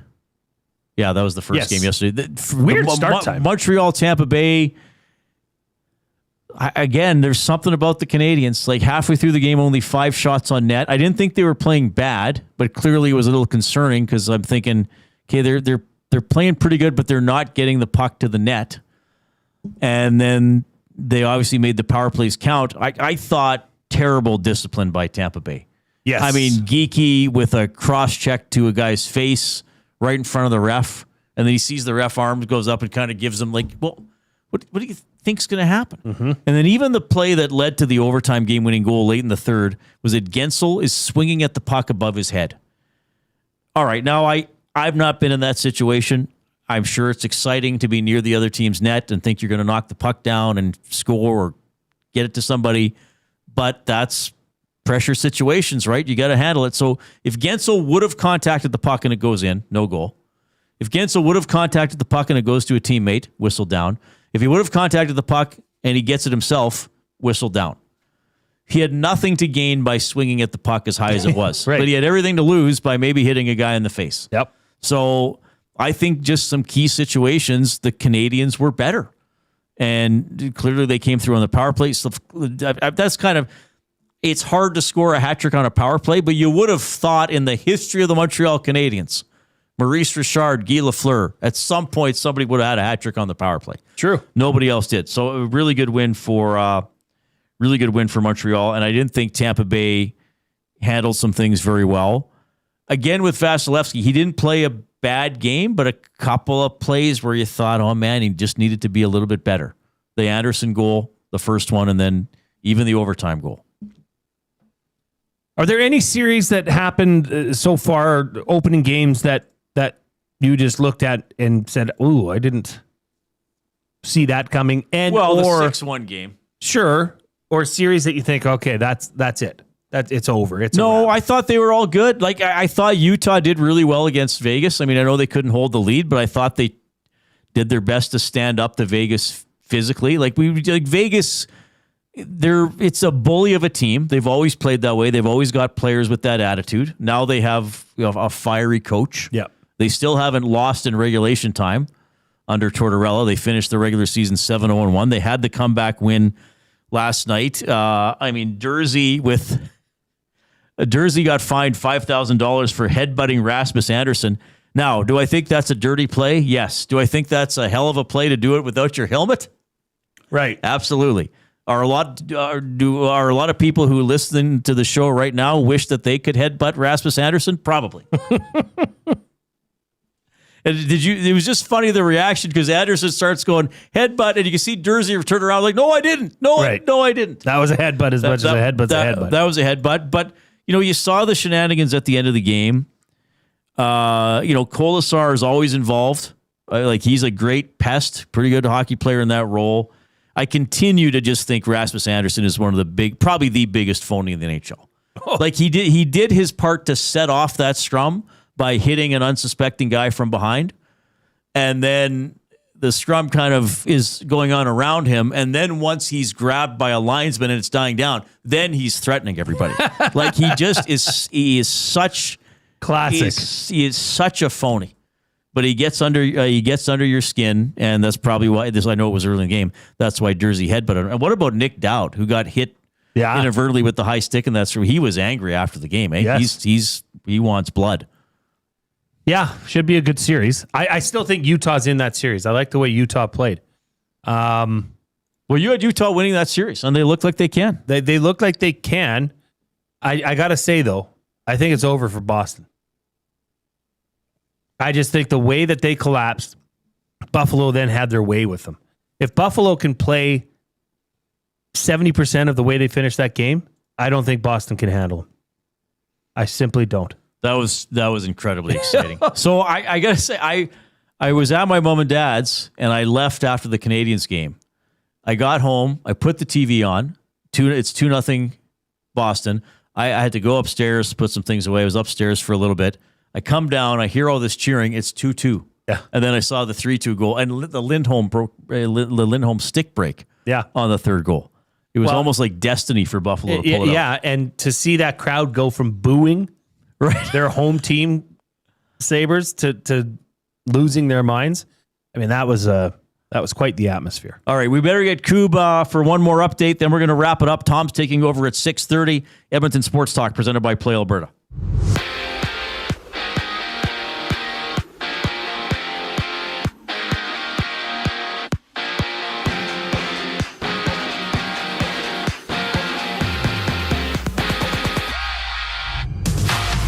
The Oilers have activated Leon Draisaitl off long-term injured reserve, with Edmonton battling Anaheim in Game 1, Round 1 tonight. Both Draisaitl, Jason Dickinson as game-time decisions for 8 o'clock puck drop.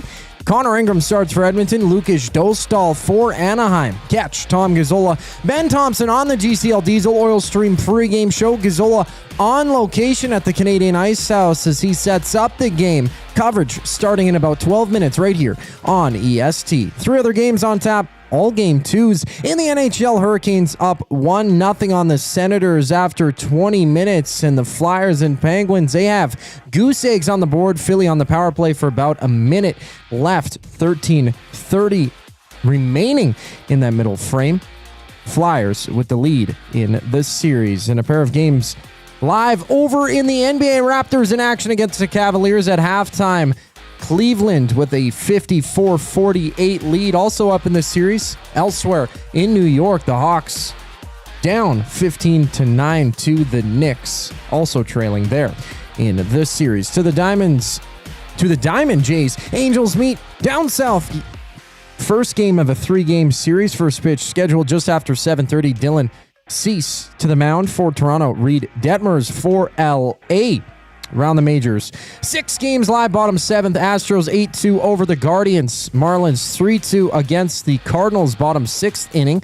And top of the 3rd, Royals with a 1-0 lead on the Orioles. The final segment of the Reid Wilkins Show brings us back following the break. I'm Zachary Kubish, keeping you in the loop. EST Afternoons. Struddy, outside of Draisaitl, McDavid, Hyman, and then let's go Bouchard, who's an X factor for you? I think the health of Dickinson, and let's assume he's good to go. And I think he's a real X factor because he can really change the way that things are operated. As far as line matchups, would you feel comfortable throwing Dickinson, Nuge, and Roslovic out against other teams' top line? I think you better be. EST Afternoons, weekday afternoons 1 to 3, only on Edmonton Sports Talk. Your clear choice for Edmonton sports. At Firehouse Subs, our subs are freshly toasted, stacked high, and crafted to satisfy. Each sub is piled high with premium meats, melty cheese, and toasted to perfection. Firehouse Subs brings bold flavor to every bite, all served on a freshly toasted roll. But we're not just feeding Edmonton, we're fueling it. Dig into the brisket hat trick, piled with slow-smoked brisket and melty cheese. Or go to the Firehouse Subs fan favorite, the Hook and Ladder. Made to order with smoked turkey, honey ham, and Monterey Jack cheese on a perfectly toasted roll. With 15 Firehouse Sub locations across Edmonton and the greater area, it's easy to grab a hot and hearty sub close to home. Firehouse Subs. Hot, hearty, made to satisfy.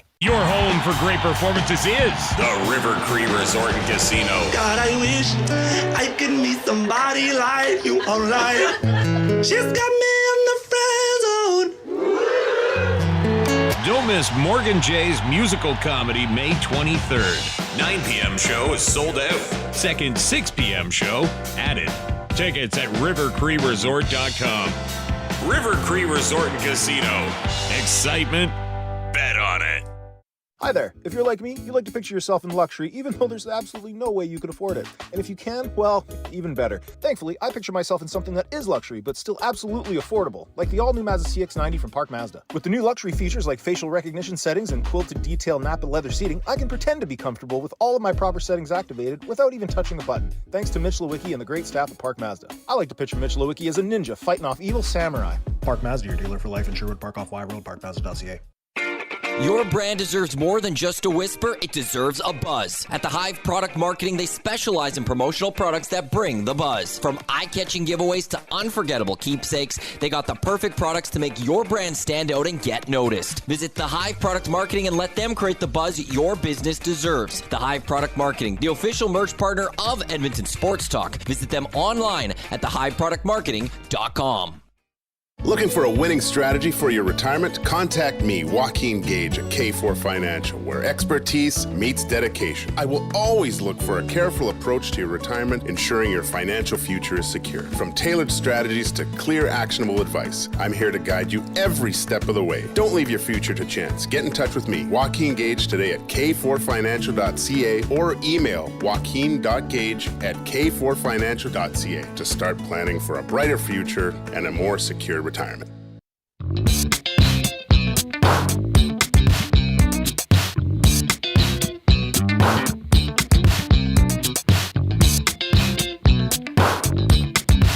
Oilers Ducks, 8:22 tonight at Rogers Place. Oilers head coach Kris Knoblauch looking at the Ducks and the potential for line matchups.